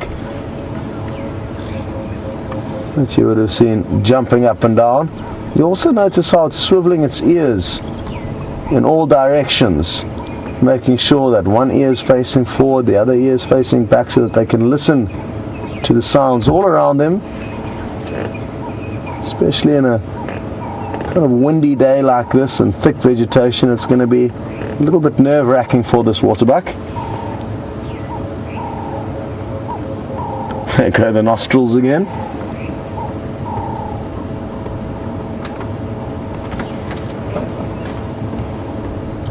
Oh, no, it's just started chewing the cud. So he's multitasking. He thought, well, while I wait here and watch these humans, I may as well make the most of my time and chew the cud as well. So it's just re-chewing some vegetable matter that he's already chewed on and swallowed, possibly for the third or fourth time.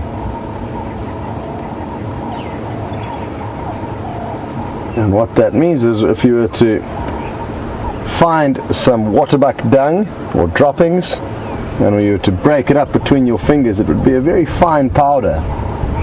Whereas the dung of the animals who do not ruminate and who do not process or chew their food very well will be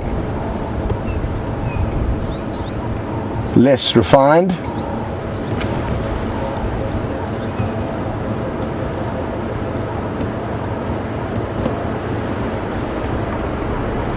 Okay, Mr. Waterbuck, we're going to continue, but before we do, we'll send all of you guys across to Jamie. As I said, I'm going to be looking for leopard tracks, and she's got some interesting tracks that she would like to show you of another carnivore that we don't see as often as we would like to.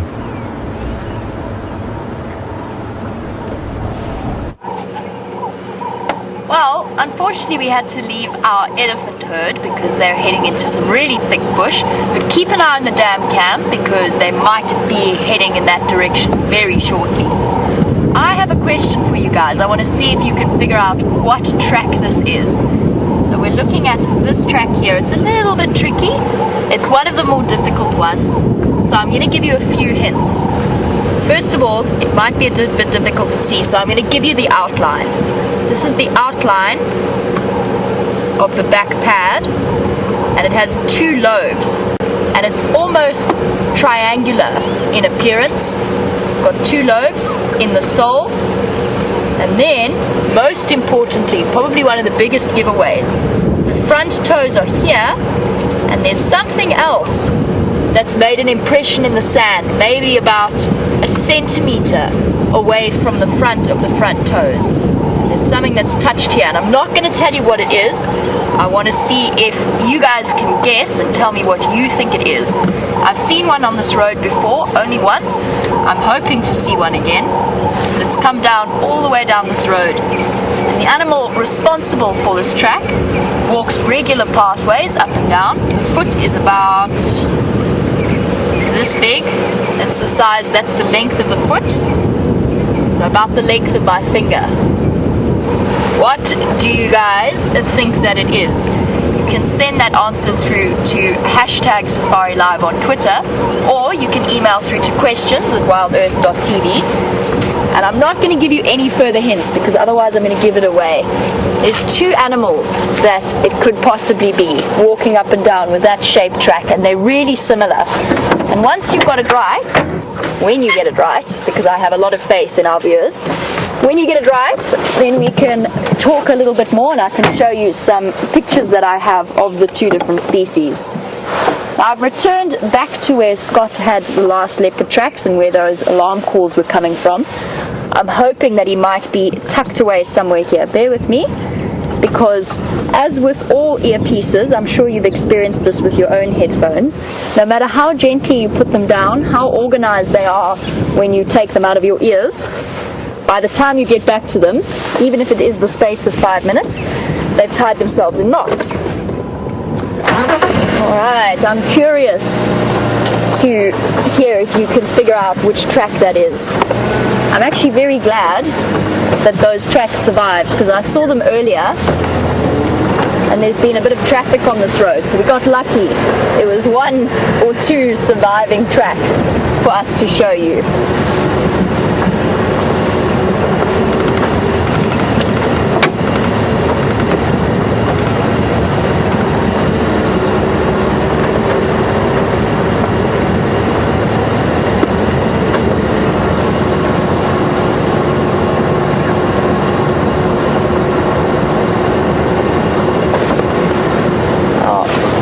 Before we disappeared off in an attack of the gremlins, we were chatting about elephant behavior, and Sean had asked what signs elephant gives. What are signs an elephant will give when they're serious about a charge? And Dave, who's watching from Texas, you were saying if they get too frisky and voice commands don't work, do you sound your horn at them? And the answer is no. That's a sound that is likely to provoke a serious charge. It's a difficult one because you'll see us doing things that I probably wouldn't recommend that you imitate when you're in Kruger. So talking sternly to an elephant, maybe if you can't get out of the situation as a last resort, that's the way to go. But for the most part, I would say if elephants are showing those signs of friskiness or aggression, then it's time for you to leave whenever safely possible, rather than shouting at them or try to deter them. What I sometimes do is I tap the car when my voice commands aren't working. It's not something I've had to do while I've been working at Juma. I have had to do it in the past. And I either try and tap the side of the car gently, and it needs to be gentle because their hearing is very, very good. Or I find something that makes a slightly metallic noise. So if I've got a piece of metal on me, then I use that to tap the side of the door. It's just a noise that breaks them out of that moment. But you must always be prepared for the fact that animals are unpredictable. And if that elephant goes quiet and starts running towards you with its ears shut and its trunk rolled up, it is time to leave, and it's time to leave fast. I've only ever, because I've worked in reserves where it is good ethics to teach elephants good manners. So you don't teach them that by coming up and giving people a fright in the car, that car's going to run away. Then it becomes a game. So I generally avoid driving away from elephants unless absolutely necessary. The only time I've ever raced away from an elephant was at night. I pulled off the road, I turned off my lights because there was another car full of guests coming, and I just heard it. I didn't hear a thing, it didn't scream at me, I couldn't see it, I just heard running footsteps off to my left. And because of the situation, I just put my foot down, lifted the clutch and sped off up the hill. And the elephant shot out right where the car had been. Then it turned and screamed at me, and then it ran away. But even then, I drove away a little bit and stopped, just so I was out of the elephant's space. But we're reading elephant behavior, and we're responding in a way that I wouldn't necessarily advise for people driving their rental cars within Kruger.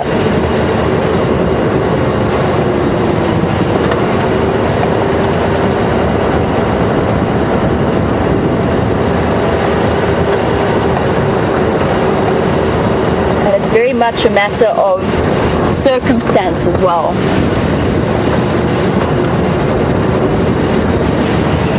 It seems as though Scott has had some wonderful bird action on Arathusa, and it's continuing now. Let's head across to him. I will be back with you in a moment. So we've got a really interesting sighting happening here. This is a Levallian's cuckoo. It's the same cuckoo we saw yesterday. And the birds that are chasing it there now are arrow-marked babblers. Watch it closely. It's hard for Jean-Andre. He's going to have to swing the camera around a bit from side to side in order to get the shots. But what's happening there is that the Levallian's cuckoo, who we saw yesterday and spoke about yesterday, the only bird that it will parasitize is the arrow-marked babbler, which are the birds that are now currently chasing it.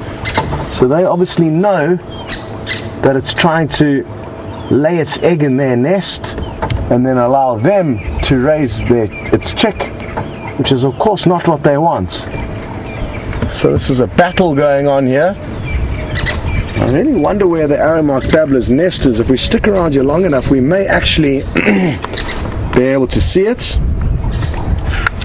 But let's just be patient and see if we can't get to see the babblers chasing the cuckoo one or two more times.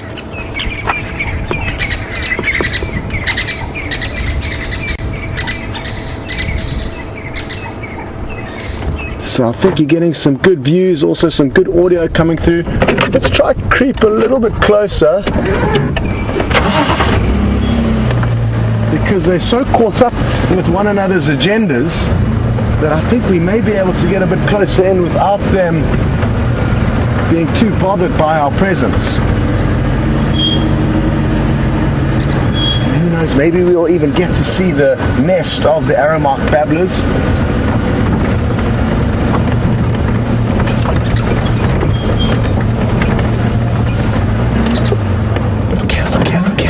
Right in front of us.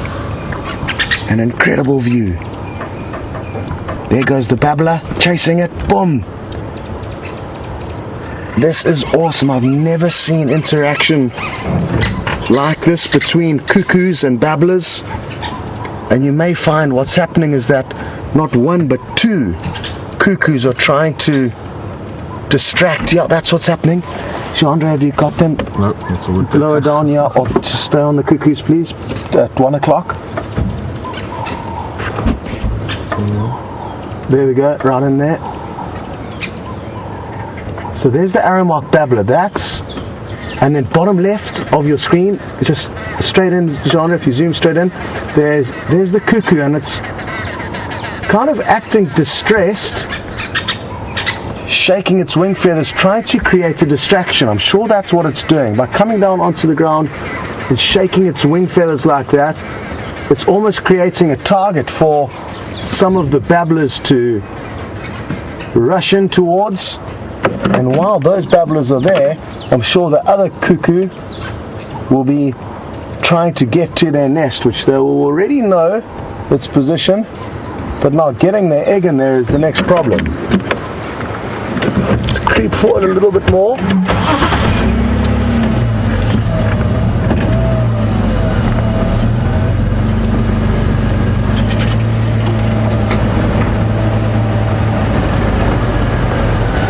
Now, something that has just come through is a good question from Chris, and it's all happening. Chris is wondering whether the babblers will be able to throw the egg of the cuckoo out of the nest and The cuckoos are very clever. The eggs will look so similar to that of the babblers that once the egg is in the ground, I'm just going to creep forward ever so. Oh no, here they come again. What they'll do is, oh, right towards us, right in front of our vehicle. This is crazy. So much going on, and Jean-Andre's doing a great job, guys. It's incredibly difficult to film a scenario like this live and not be able to cut and paste it together afterwards without you guys getting seasick, but we're going for it because this is high intensity. Cuckoo's just landed straight in front of us again. I wonder where their nest is. It must be somewhere in this area. They're flying all around us. 2 cuckoos and about 4 or 5 babblers. Isn't this awesome? Hard to tell exactly what's going on, but you can tell that the cuckoos are really insistent in being in this area, and the babblers are doing their best to chase them away. And the babblers are cooperative breeders. They live in families of about 5 to 6 birds with a dominant pair of adults. It's just going bananas here. And it's the cuckoos who are making the most noise. I've just seen some feathers being plucked out of one. The babblers aren't taking any chances here. Oh, there's their nest, there's their nest. I've just seen their nest. Incredible. Well done, Jean-Andre. That's their nest up in the fork of this acacia tree. It's hard to see it there, but I'm fairly certain that in that fork is where the nest is, and that's where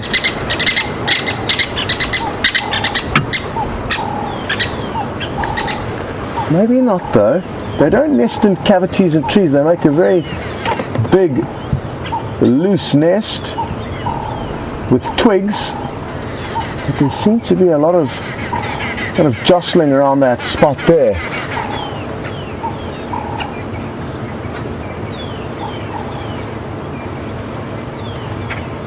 Can you believe the ongoings here?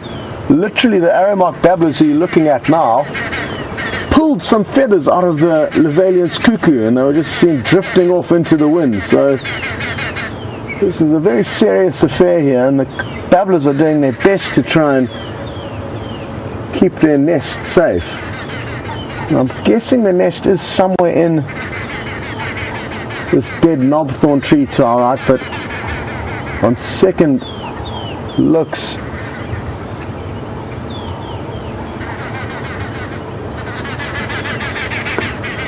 but it could be just on the other side there. It's hard to see a nest from this side, and I've actually never seen the nest of arrowmark babblers before. I just know that it's a loosely constructed bed of twigs. I cannot believe we were speaking about this happening just yesterday, and we're already getting to see this remarkable interactions. Now what's interesting is that certain cuckoos will be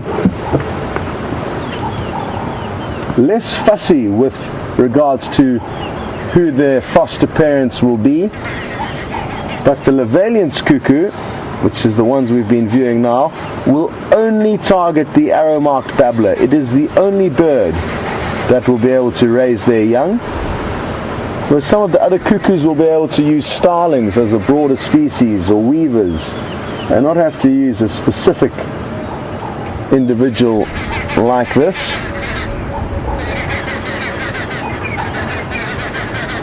Well, that was some serious high intensity viewing, and sorry if you got a little bit seasick along the way, but like I say, this is a live safari and we'll do whatever it takes to get you the shots. And I think Jean-Andre did an incredible job swinging that camera around as smoothly as he did, because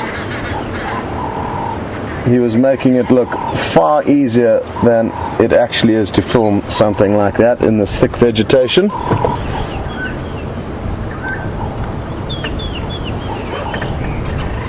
But for now, it looks like the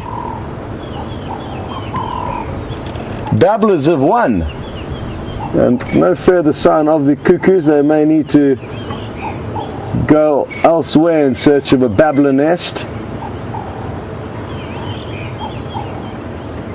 how long it takes them to actually be able to find a potential host for their young. That in itself must be a challenge, and then getting your egg into that nest is the cuckoo's next challenge, which clearly is not an easy one if anything standards are if this morning's standards are anything to go by. Those babblers were not taking any chances and doing a great job in keeping the cuckoos at bay.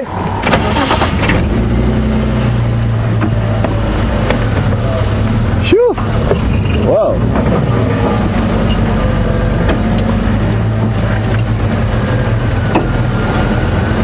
One moment you're hoping to find leopard tracks, the next moment you are thoroughly enjoying such an interesting sighting. Like I said, in all my years in the bush, I've never seen such quality interactions between cuckoos and the birds that they parasitize. And at one stage, like I said, sadly you didn't get to see it, but one of the babblers came in and literally plucked feathers out of a cuckoo that were just left wafting off in the air. Well done, babblers. Good job.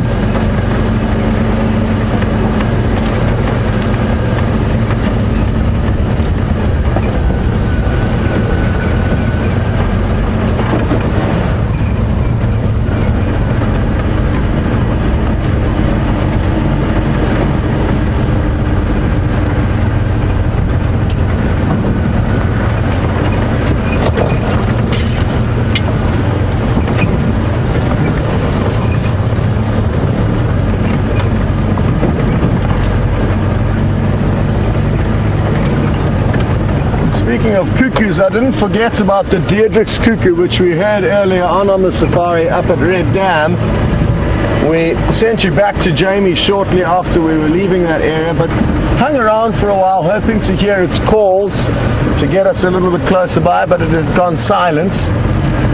So we're just going to have to wait until it calls again, and hopefully we'll be closer by and be able to pinpoint its location.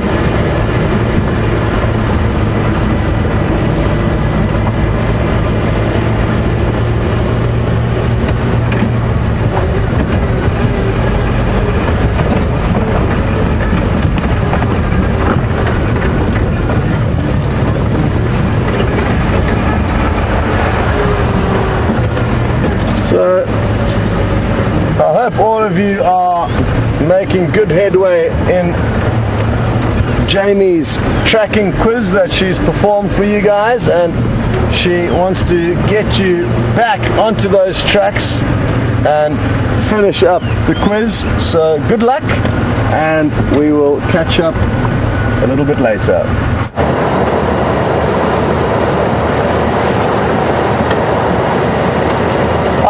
It seems as though I have caught the majority of you out. Now, if we didn't have people who got it correct, I might have thought that I'd made it a bit too difficult. Maybe it wasn't clear. But we do have 3 very clear winners. The Triple L, Lisa, Lynn, and... oh, hold on. Lisa, Lynn... there's one more. Give me a moment. And Lily. Lisa, Lily, and Lynn, the 3 of you got it right. Thanks, Dora. I had a momentary brain freeze. You guys got it right. You said it was a honey badger. It was a difficult one. It really was. It was tricky. I know the majority of you said it was cheetah. It was not cheetah. You also suggested jackal, would have been a bit smaller, serval, and there were also a couple of other guesses around civet and so on. But you were correct, Lisa, Lily, and Lynn, and I'm going to show you why, because it was a difficult one. Bear with me a moment as we stop here on Impala Plains with our herd of impala to watch our tracking lesson. I did keep my places in my book. I expected more answers to include porcupine, because that is the one that, keeping my place for the Gwari bush, that is the one that would have been the most easy to confuse it with. This is a porcupine track, And it's most identifiable from the honey badger because it's got multiple lobes in the back pad. So remember, I was chatting to you a little bit about how it only has 2 lobes. That is what I was expecting most of you to confuse it with. And in terms of the honey badger, these tracks that I'm showing you now are exact size, although in this case it was a slightly smaller individual, but these tracks are the right size.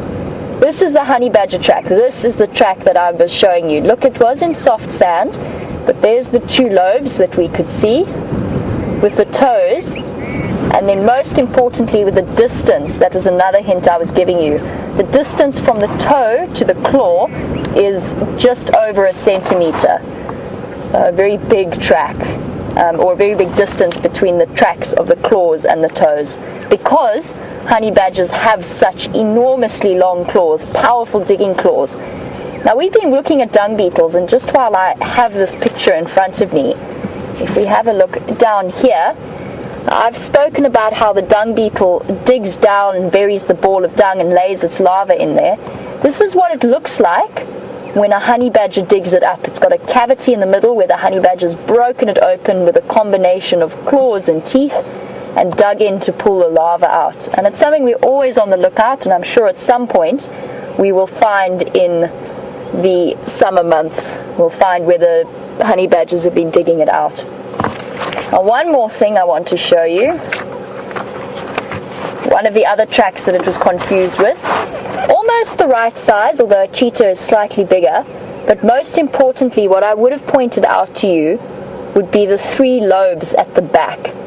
Cheetah have very distinctive 3 lobes, just like all of our big cats that we go out and track, and they make for quite a sharp corner, but they are very clear. So yes, although the cheetah does have claws, it doesn't have that asymmetrical triangular shaped lobe. It's more of an oblong shape, a sort of more egg-shaped track. And there you can see the lobes. And if we look down just a little bit at this picture here, you can see the sharp track, the sharp corners in the sand of the back lobe, as well as the more widely spaced toes. And ever so slightly bigger. I can also promise you that if it had been a cheetah in the sand there, we would have been frantically driving in that direction. The chances of tracking a honey badger, however, are a little bit more tricky. Okay, well, that concludes our tracking lesson for the day, but a very well done, very big well done to Lisa and Lynn and Lily for getting that answer correct. Now, it sounds like you had an amazing bird sighting with those cuckoos right at the point of trying to breed with Scott. We've got another bird here that's fairly rare. I'm going to shift forward a little bit.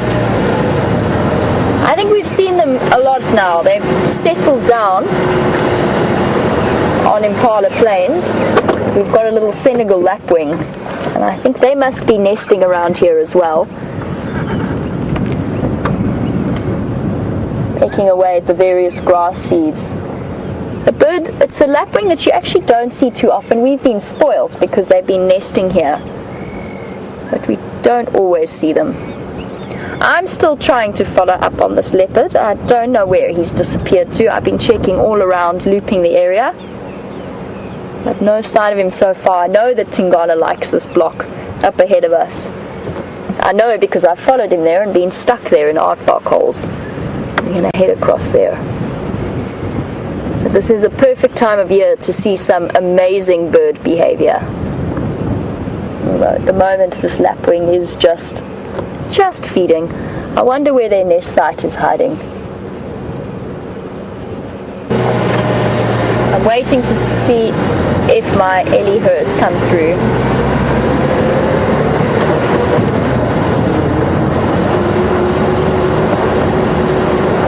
Interesting in terms of a bird that we haven't seen. Marco, you were mentioning that you haven't seen a Burchell's cuckoo in a while. You're wondering if they're migratory birds. They're not, although you only really hear them calling around the rainy season. I've also been keeping an eye out for them. I think the reason you haven't seen them for quite a while on our live safaris is the fact that we've had so little rain. I think they've moved closer towards the rivers and the more permanent flowing water sources. Now, for those of you unfamiliar with the Burchell's cuckoo, it's also known as the rainbird because it always calls, supposedly always calls just before the first rains, although it quite often calls just afterwards as well. It's its breeding call, and that's the time when it breeds. But they are around.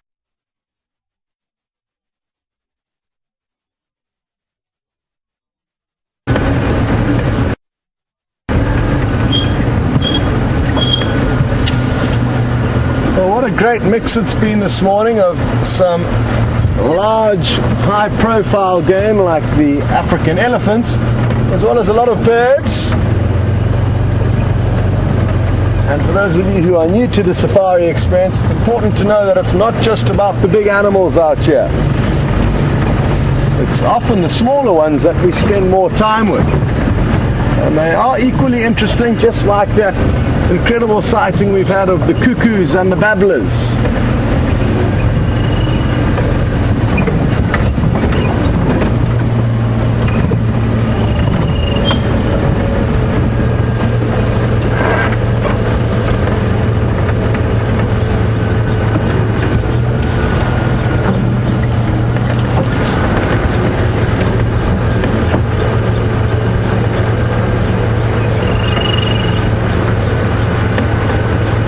The bird we can hear calling now, I think is a brew-brew. B-R-U, but we're going to need to try and find it to double check that. There's a lot of birds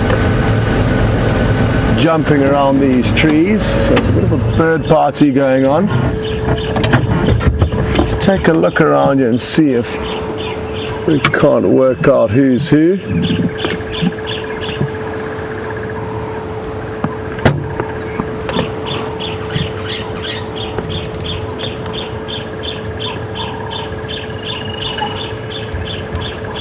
Nothing to see initially as we scan this big knobthorn tree. While we wait, we can answer a question from Eddie Abbey. And they're interested to know, when will the babblers realize that they have been duped by the cuckoos? And it's before the cuckoos will even lay the egg. They know exactly what's going on. And what they were trying to do there is prevent the cuckoo from actually laying the egg in the nest. Once the cuckoo has laid the egg in the nest, well, then the babblers can't do anything. And what's interesting is that they will continue to raise that cuckoo, which is a bigger bird than themselves. And the cuckoo chick will be bigger than its foster parents in a very short space of time. And they won't then stop feeding it. They will think it's one of their own, so they don't have the ability to work out that they have raised a chick to a point where they can then realize that it's not their own. They will continue to raise it until adulthood.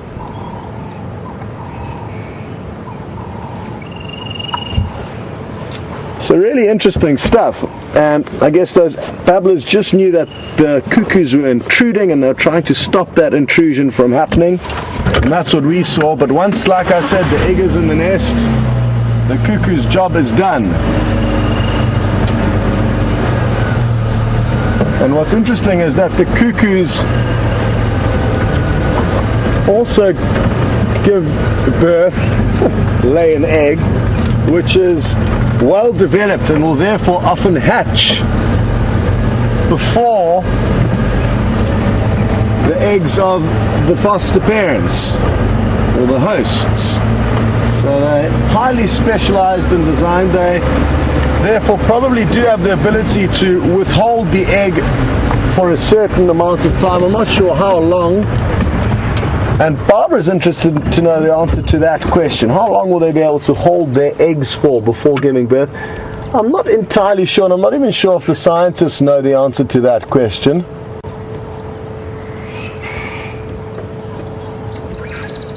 There will be a limit though. They're not going to be able to withhold eggs just as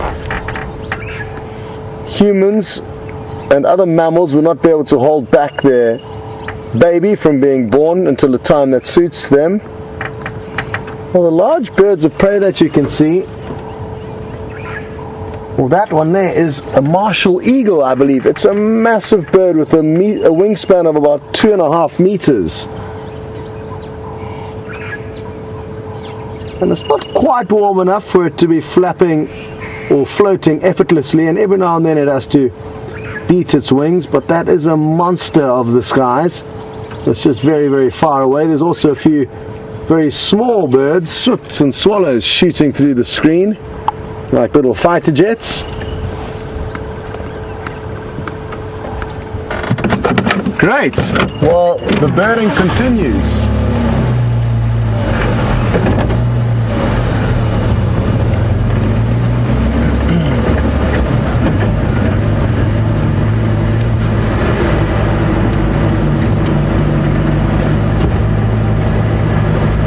Now the cuckoos are specialists in depositing extra eggs into nests of other birds, and now Lise is asking whether monkeys are responsible for plucking eggs out of these nests. And yes, monkeys and baboons will feed on both eggs and baby chicks. They are omnivorous, just like us.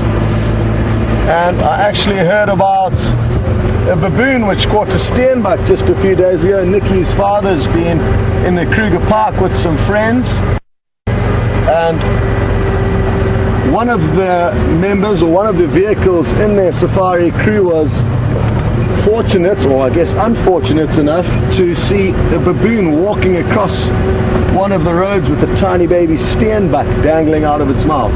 So the primates out here are prone to the odd meaty meal, and birds, eggs as well as chicks will be high up on their list of summer treats.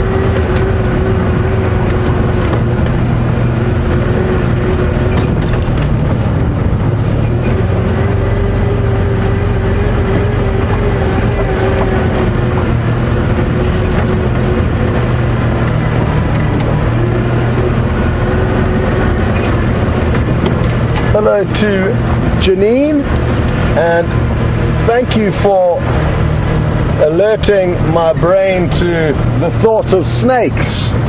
Janine's interested to know if we've seen any snakes recently, and I personally haven't seen one, but I think Jean-Andre saw a couple when he returned from leave just a few days before me. A snouted cobra was one of those snakes, along with a few others. It definitely is snake season, Janine, and I'm guessing it won't be too long before we get lucky and spot one again. And on the topic of animals that eat birds, there's a strong chance that we will find a snake this summer with a bird kill. A lot of the snakes in this area are arboreal. The boom slung, the vine snake, the black mamba, and being arboreal, naturally it's a good place to feed on and catch birds. So that could well happen. Another thing that could happen is a bird could catch the snake. There's a few eagles out here that would love to and quite happily attack, kill and feed on snakes, as venomous as a lot of the snakes in this area may be. And another thing that we've been discussing a lot is birds' eggs and what may consume them and what may happen with the cuckoos laying their extra eggs in other birds' nests. And there are a few snakes out here which are specialized in eating eggs, and they'll swallow them whole. They've got two kind of tooth-like protrusions at the back of their head or the back of their mouth. And once they've swallowed the egg, the pressure of the kind of front mouth parts pushing the egg back against these tooth-like protrusions will break the egg, and that way allow the snake to crush and swallow an entire egg.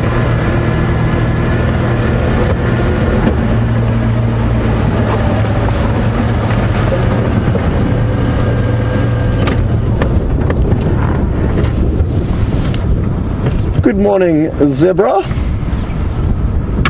Why are you holding your ears in such a funny position like that? You are looking quite sheepish. Have you been misbehaving yourself?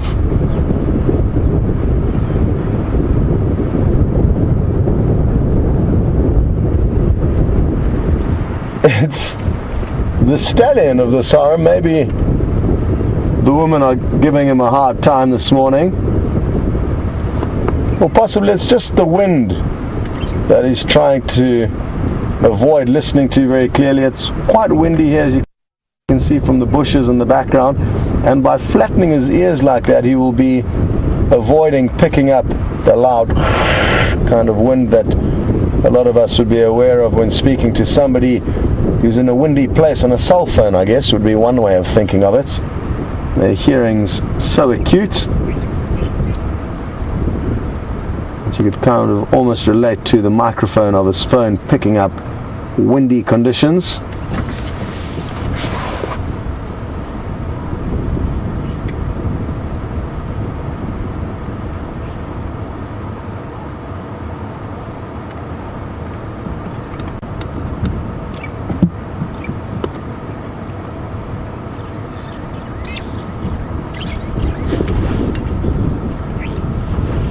It's a place that they like to spend a lot of time here where we are on the Arathusa airstrip. You can see perfectly short grass which the zebra enjoy feeding on, and it's also a safe place for them in open areas that then, even though it's just a long thin strip either side of the airstrip, it does provide a little safe haven for them.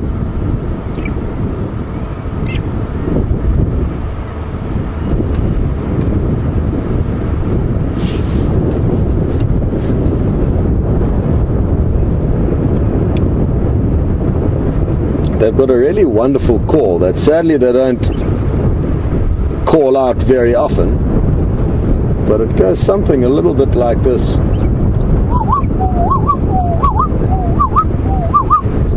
And you can see by the stallion's immediate response there that I just wanted to double check that I wasn't another stallion coming in to try and steal one of his ladies. And even though it's not the breeding season now, and some of the females within this herd will probably give birth in the coming month or so, although none of them look heavily pregnant. Maybe that's just me. But even though it's not the breeding season, he will still try and defend his harem as best as possible.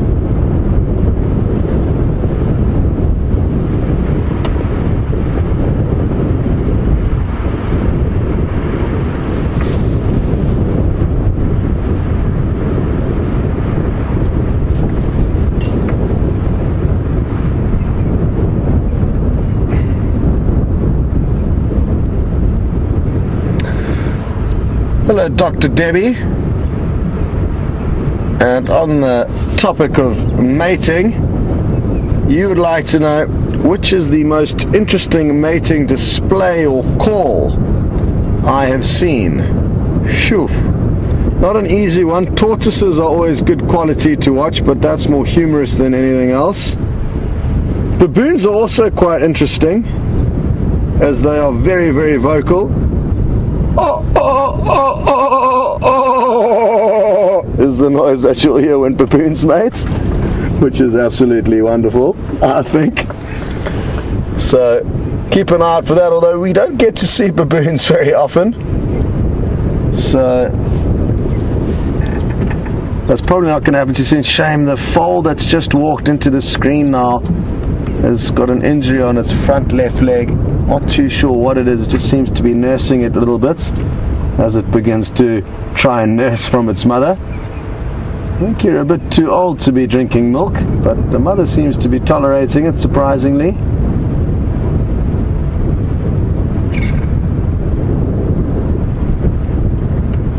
But there's a wide variety of interesting mating calls. The Corrie Bustard, which you were speaking about earlier, has got a beautiful display where it will erect a lot of its feathers on its back and front, making it look like an inflatable kind of white balloon. A lot of the birds have got the most impressive of mating displays. some of the birds of paradise that don't occur here in Africa are also worth having a look at, because they have got incredible mating displays to try and seduce the opposite sex.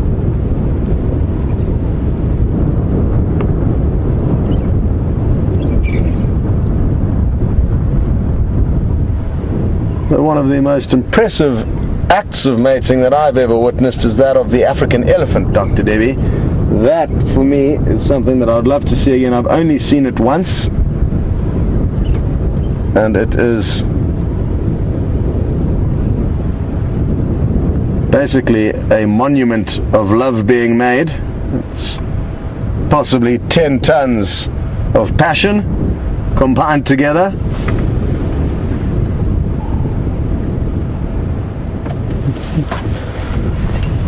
Speaking of passion, there doesn't seem to be too much passion going on with these zebras, so I think we're going to continue before I fall asleep along with the stallion.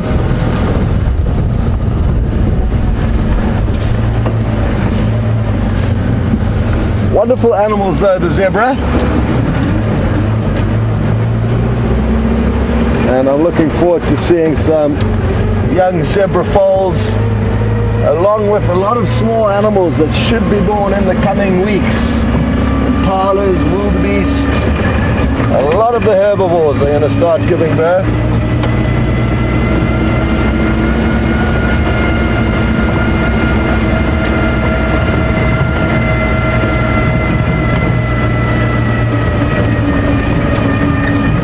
And I hear some of you have either enjoyed or are continuing to discuss my impression of baboons mating, the audio that you hear when they do so. Just going to try and find a way to best cross this airstrip. I'm not too sure what it is, so let's just head across here, look right and look left beforehand, make sure no airplanes are coming. That would be embarrassing.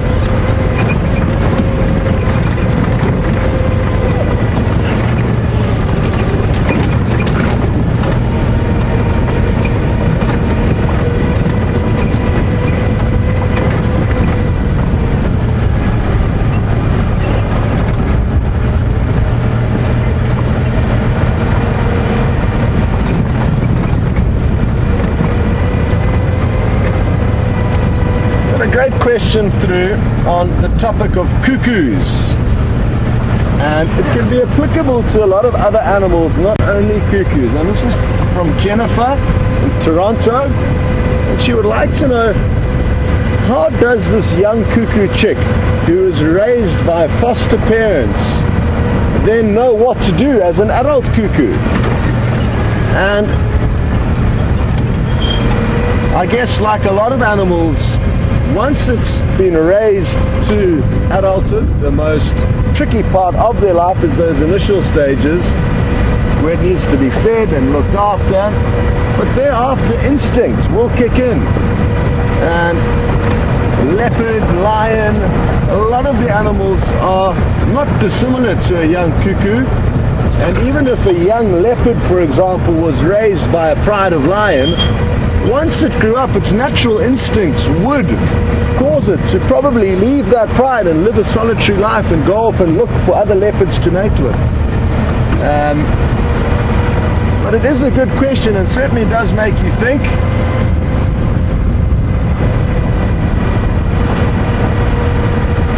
But there's obviously nothing that its parents will have to do other than lay that egg in terms of raising it to adulthood. Thereafter, it's just going to know what to do through instinct, which is how most animals will operate. Most leopards won't necessarily get taught how to hunt by their parents, but they'll instinctively know to chase something that runs away from it. And even though time to time, you get certain predators like the cheetah, which will hold on to prey that they've caught in order to teach their cubs what to do. Even if without doing that, you'd probably find cheetah cubs do have that natural instinct to chase something that runs away from it.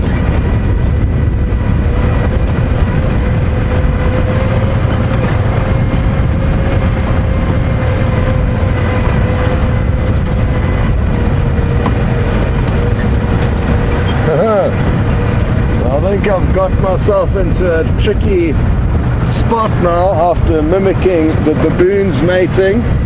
Now Lisa's asking me to mimic the sound of tortoises mating, and I'll have a crack at it. It's kind of like a wheezing squeak. It's like it's lots of breathing. But again, you may want to research elsewhere tortoises mating if you would like to have a laugh or compare it to my tortoise mating audio. Enough of the foolery now with me, and over to Jamie, who's hopefully got a slightly more serious topic for you.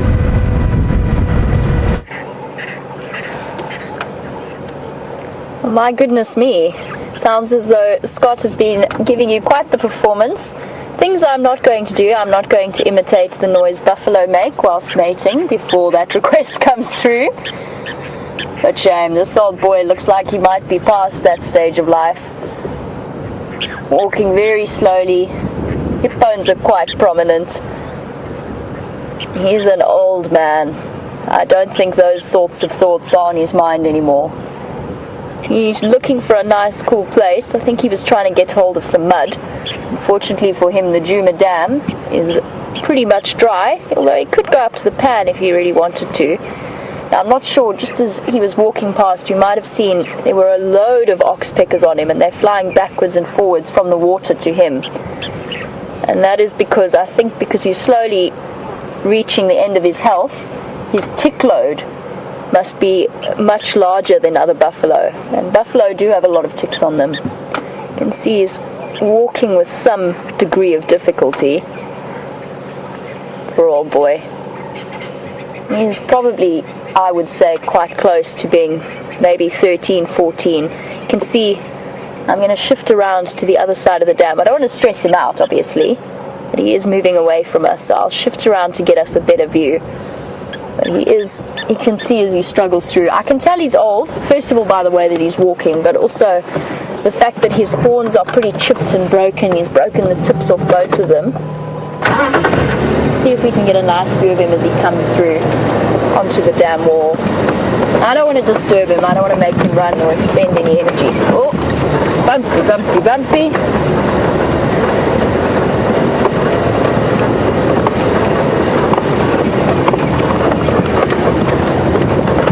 Hello, dam camera. Give it a quick wave. For those of you new to our live safaris or joining us for the first time, if you haven't heard from our regular viewers, if you're not watching our live drives, then you can watch the dam cameras that are up at Juma and Arathusa waterholes, and they broadcast 24/7. And now is a really good time. This time of year is a really good time to be watching them. It's unbelievably dry out here, and there's very little options in the way of water for the animals, so you're going to get a lot of amazing sightings on the dam cameras. Let's go see if we can loop around and have a look at this gentleman. I'm also just waiting to see, and keep your eyes peeled, I am sure that elephant herd is going to come and have a drink at some stage today as it gets a little bit hotter. I'm very glad they fixed this road as well. They've made life a lot easier.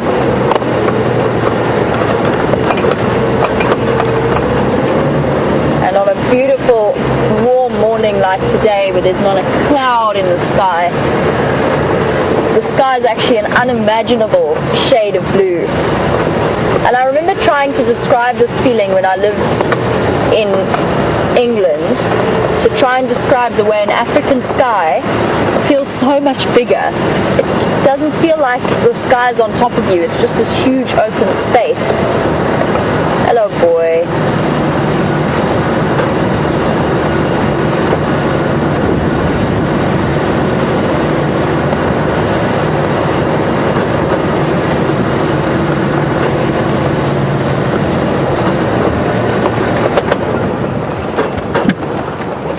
As I said, I'm not going to... Oh, shame. Don't stress, boy. I'm not going to go any closer to him. I don't want to make him nervous or feel like he has to expend more energy than he already has to. I wonder where the rest of the Duggar boys are. Usually these old gentlemen hang out with a group of them, and I think he's at the point where he can't quite keep up with the rest of the group. He goes disappearing off. I'm going to continue on my search for wonderful things, and I'm going to let our buffalo bull head off without disturbing him. But I believe Scott has a reptile to show you, so let's head across to him, and I will be back with you in just a few moments.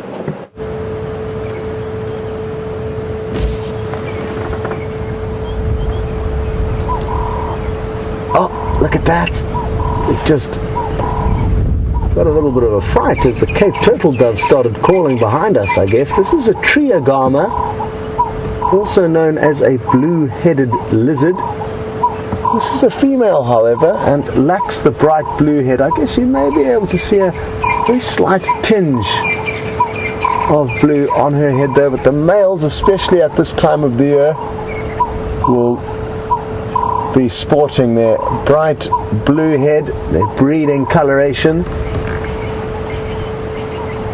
And this one is relying on its incredible camouflage, and I'm convinced that it thinks we can't see it. They're usually quite shy and secretive, and if it had any idea that, or any concern that we had spotted it, it would probably be able to run around onto the other side of this tree.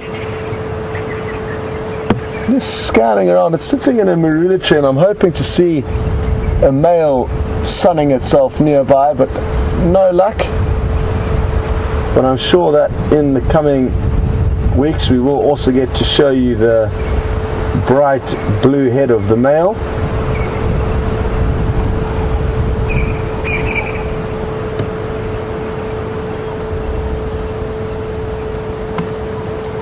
Well, we're having great action this morning on safari, from the large buffalo bull with Jamie now to this tiny little reptile. We've seen birds, we've seen mammals, some really interesting stuff going on.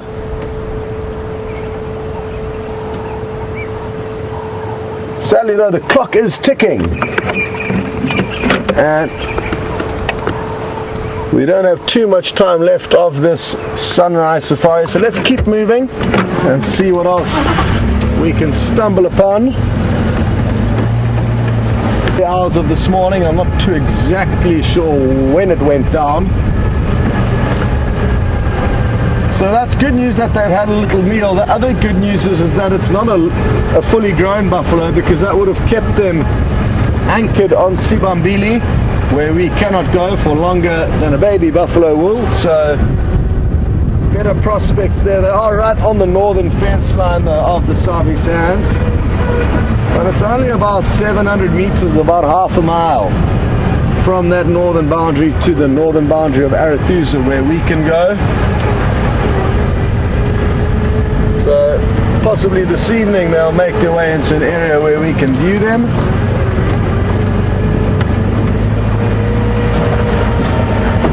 Failing that, we may have some other lions pop up with all the action that's been going on at the moment. Just like yesterday, we found the Birminghams in the morning, and the Salala Pride were seen mid-morning by somebody leaving Juma. So that was a very pleasant surprise for the afternoon.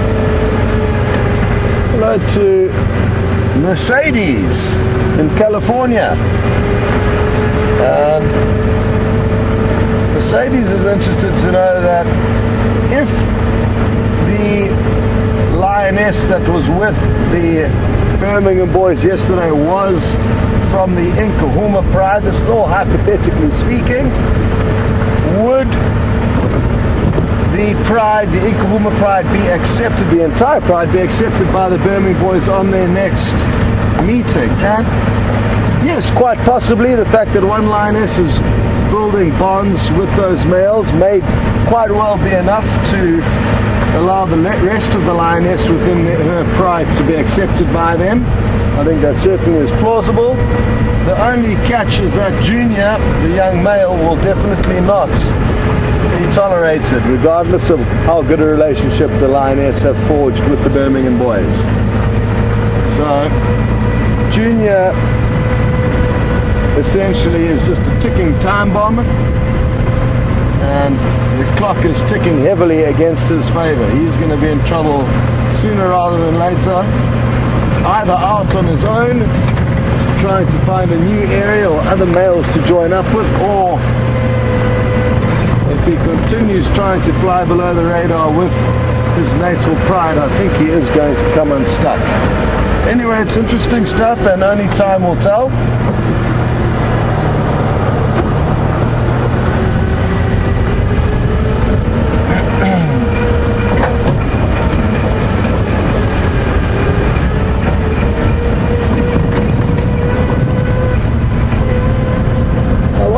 Tingana went. I think he may have a kill somewhere. We haven't found any more of his tracks, or we didn't earlier on this morning when we were looping around the area around kind of quarantine. So I want to go back there and see if we can't find any more clues as to where he may have gone.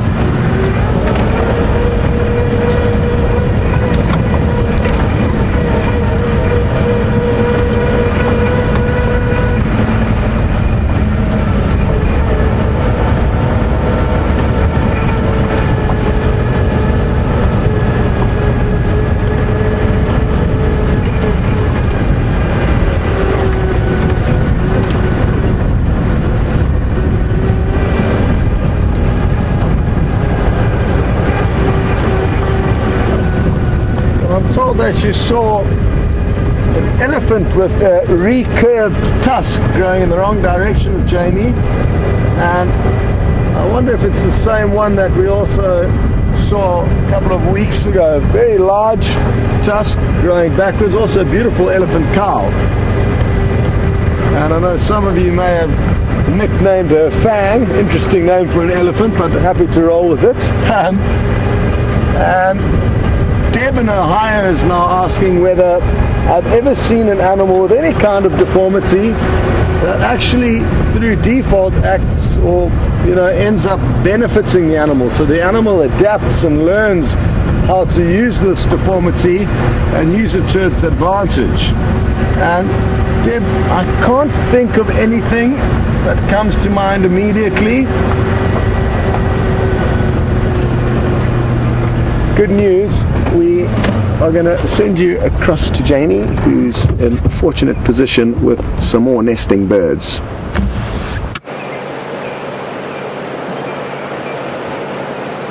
Now, I know that you were discussing egg thieves and nest raiders with Scott, and here we have one of the biggest thieves. It's the African harrier hawk. I know you saw it on its nest yesterday with Scott. This is a very common specialized egg thief, which is why we see them so often mobbed by little birds like fork-tailed drongos, or even arrow-marked babblers like the ones that were fighting off the attentions of that cuckoo. You can see him shifting. This is a very shy bird for some reason. I mean, we've sat beneath the Wahlberg's eagles underneath their nests countless times, and they're more than happy with us. But this bird seems to prefer to have a little bit of distance. Now that we've had a good view of it with its bright yellow face, I'm going to try and roll forward sneakily and see if we can get a little bit closer and see a bit more detail on it. Come on, Wendy. Come on, Wendy. I don't know if this actually helps, but I'm pushing forward. Oh, by the way, the reason there is a guari bush now in my hair is because I'm hoping that will amplify the good luck to bring, as well as fighting off our birdie gremlins. Oh well, I think we might head back. Where's he gonna go? Just stopped in that tree there. I'd actually forgotten I'd put the guari bush in my hair until we went live. I just did it as a little bit of luck for myself. At the top there of the marula trees, the view's still not great, unfortunately. He's tucked himself away. Do you see him there, Tibbs? Well done.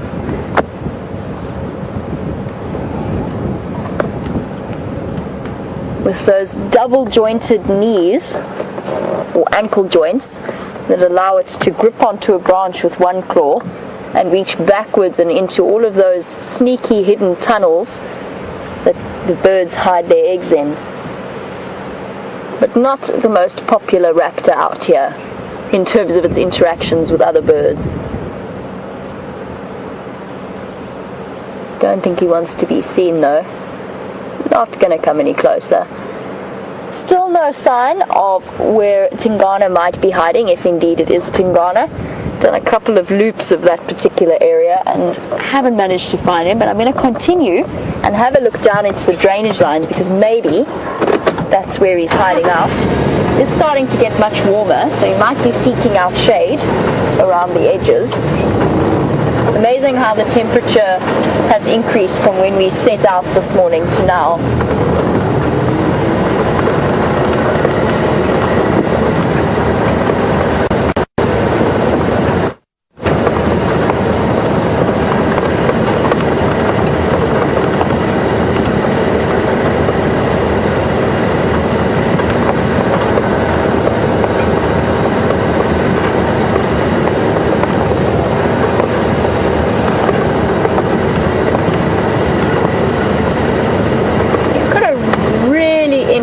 Question, and I know Scott was discussing it earlier.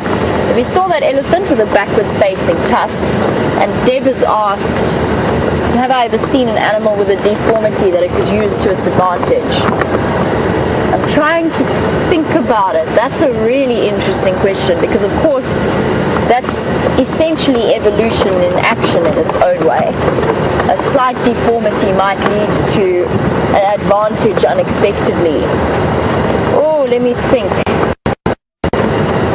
I've seen rhinos with very strange shaped horns, but I don't know if that helps them at all. Possibly what you could get, and that's not something I've seen, although I have seen plenty of deformed antelope horns, but that could be an advantage. I've never seen it in action, but it could be an advantage in that it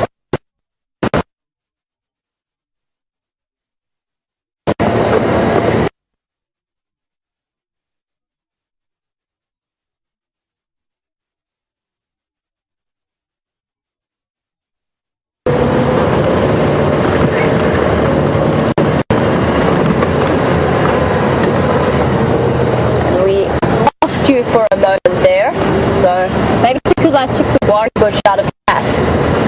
Anyway, we apologize for that. So deformed animals may be slightly different in shape, because you've seen the way that impala clash and they knock into each other. Generally their horns meet in the middle, and if one had a straighter horn, it could confer quite a serious and dangerous advantage. I don't think this might work. That backward-facing tusk, I think in its own way, is an interesting one. It might make digging up roots and so on a bit easier, even if it does get in her way every now and again. She might have learned to use it to her advantage, although I don't think it's going to confer more of an advantage.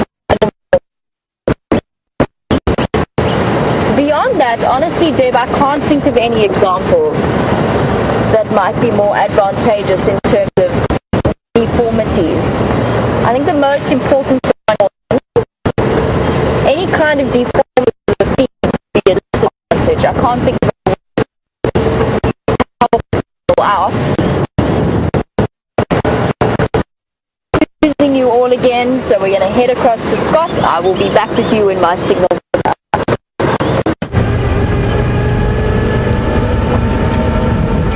We're getting closer to the area where Tingana, I'm guessing Tingana, at least a large male leopard's tracks were moving. I'm scanning up in all the marula trees just to make sure that there's no kills. This is a good example of a marula tree up to our right over here. And the horizontal branches, which you can see over here, are ones that you would likely find a leopard sleeping on, or somewhere in and around the forks of this tree you may find a kill wedged in out of the way of hyena and making it difficult for lion to steal. There doesn't appear to be any kills in this tree. You do actually have to look very carefully for kills in trees. They don't stick out as clearly as you'd think they would. It's not like a big bright red carcass hanging out of the tree, which would make our lives a lot easier. And what you should look for whilst scanning through a tree like this is kind of any obscurities, a branch growing straight down towards the ground, which naturally doesn't happen. Usually plants grow up towards the sun. So a vertically facing downward branch could in fact be the leg of an impala or one of the prey items that a leopard may have killed. But I think it's safe to say that this marula tree is clear of any sign of leopards. But as we continue driving through this area, please do help me search and scan either up in the trees or wherever you're feeling lucky, really. It could be anywhere.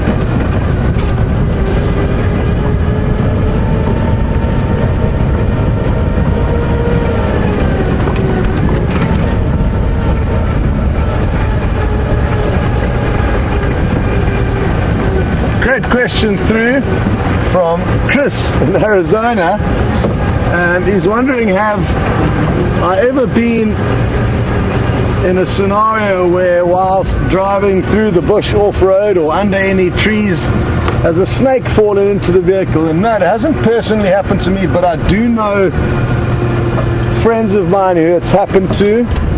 You can imagine absolute pandemonium and chaos. It's often when you're off-roading when that actually does happen, and you typically off-road when you're looking at animals from the big five, usually all of which are somewhat dangerous. So you then get stuck in the scenario of having a snake in the vehicle and lions that you're following outside the vehicle. So then what do? It hasn't happened to me though. Interesting story about snakes though that I will tell you is that once I arrived at a waterhole for evening sundowners, and I stopped and parked the vehicle next to a small bush, kind of like the one just on our left here. And I just asked Jean-Ray to keep the camera there, and I'm going to jump out quickly.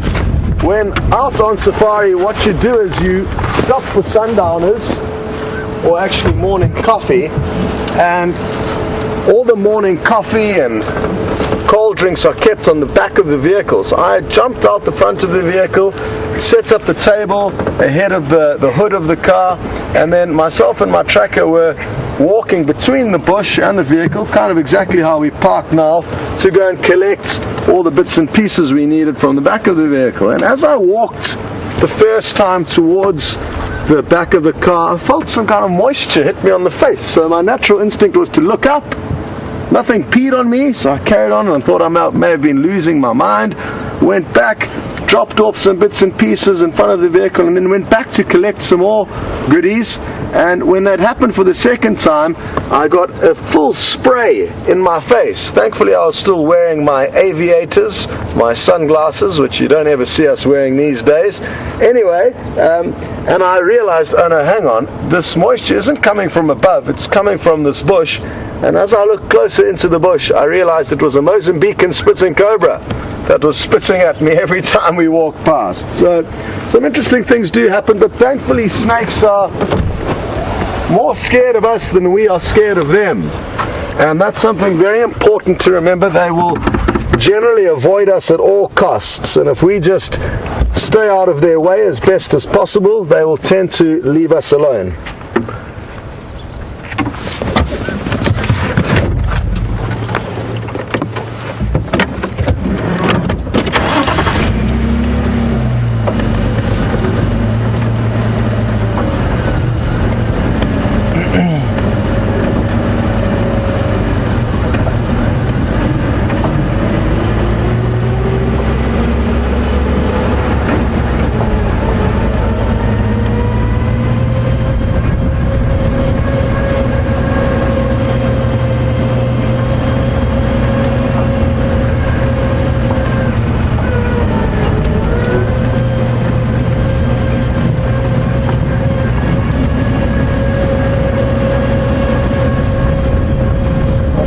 topic of snakes, we had a request earlier on from Anna Marie, and she is hoping that we could find her a black mamba.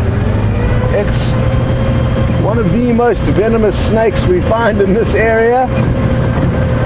Neurotoxic venom that basically shuts down your organs, causing you, understandably, to stop working, with all your vital organs not working. And she'd also like to know what they feed on mainly, and they've got a wide variety of food that they'll feed on, but birds as well as small rodents are going to be high up on their menu.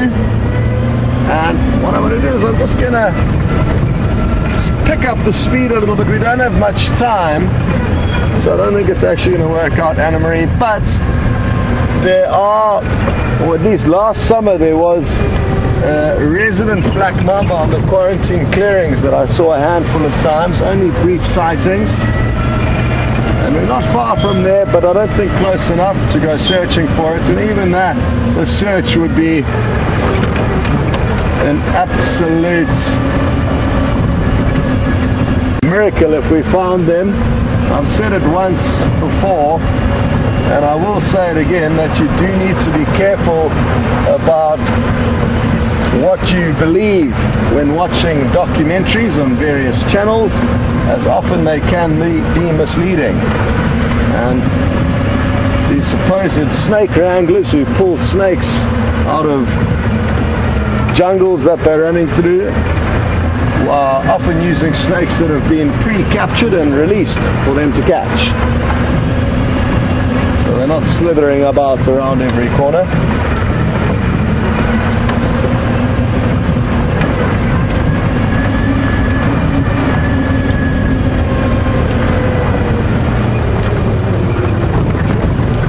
And what a great morning it's been. I hope you've all enjoyed it. A lot of great bird watching was had, and I'm told that Leanne, hiding in California, is being a little bit reluctant to start her bird list. So Leanne, please come on, see if you can get to at least 50 birds, and then call it quits when you get to 50. That's the least you can do for us, but give it a chance. I'm told you need some help getting onto the bird watching scene, and it certainly is worth your while. I promise you, you will not regret it. Guys, thanks so much for joining us on Safari. Great work on camera, Jean-Andre, and well done to Tara for directing the show, and Nikki for lending her hand. Jerry, thanks for joining us, and I hope you guys enjoyed it. The highlight for me was certainly having that big elephant bull coming right up to the vehicle and giving us a sniff early on. Over to Jamie, and we'll see you this afternoon.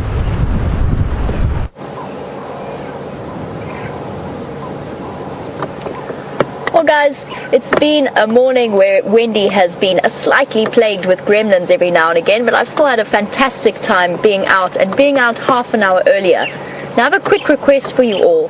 Please can you help me out with finding a bit more information? I know that Granny Joe, you wanted to know, Granny Billy Joe, you wanted to know more about that white-faced mongoose. Please help me out, guys.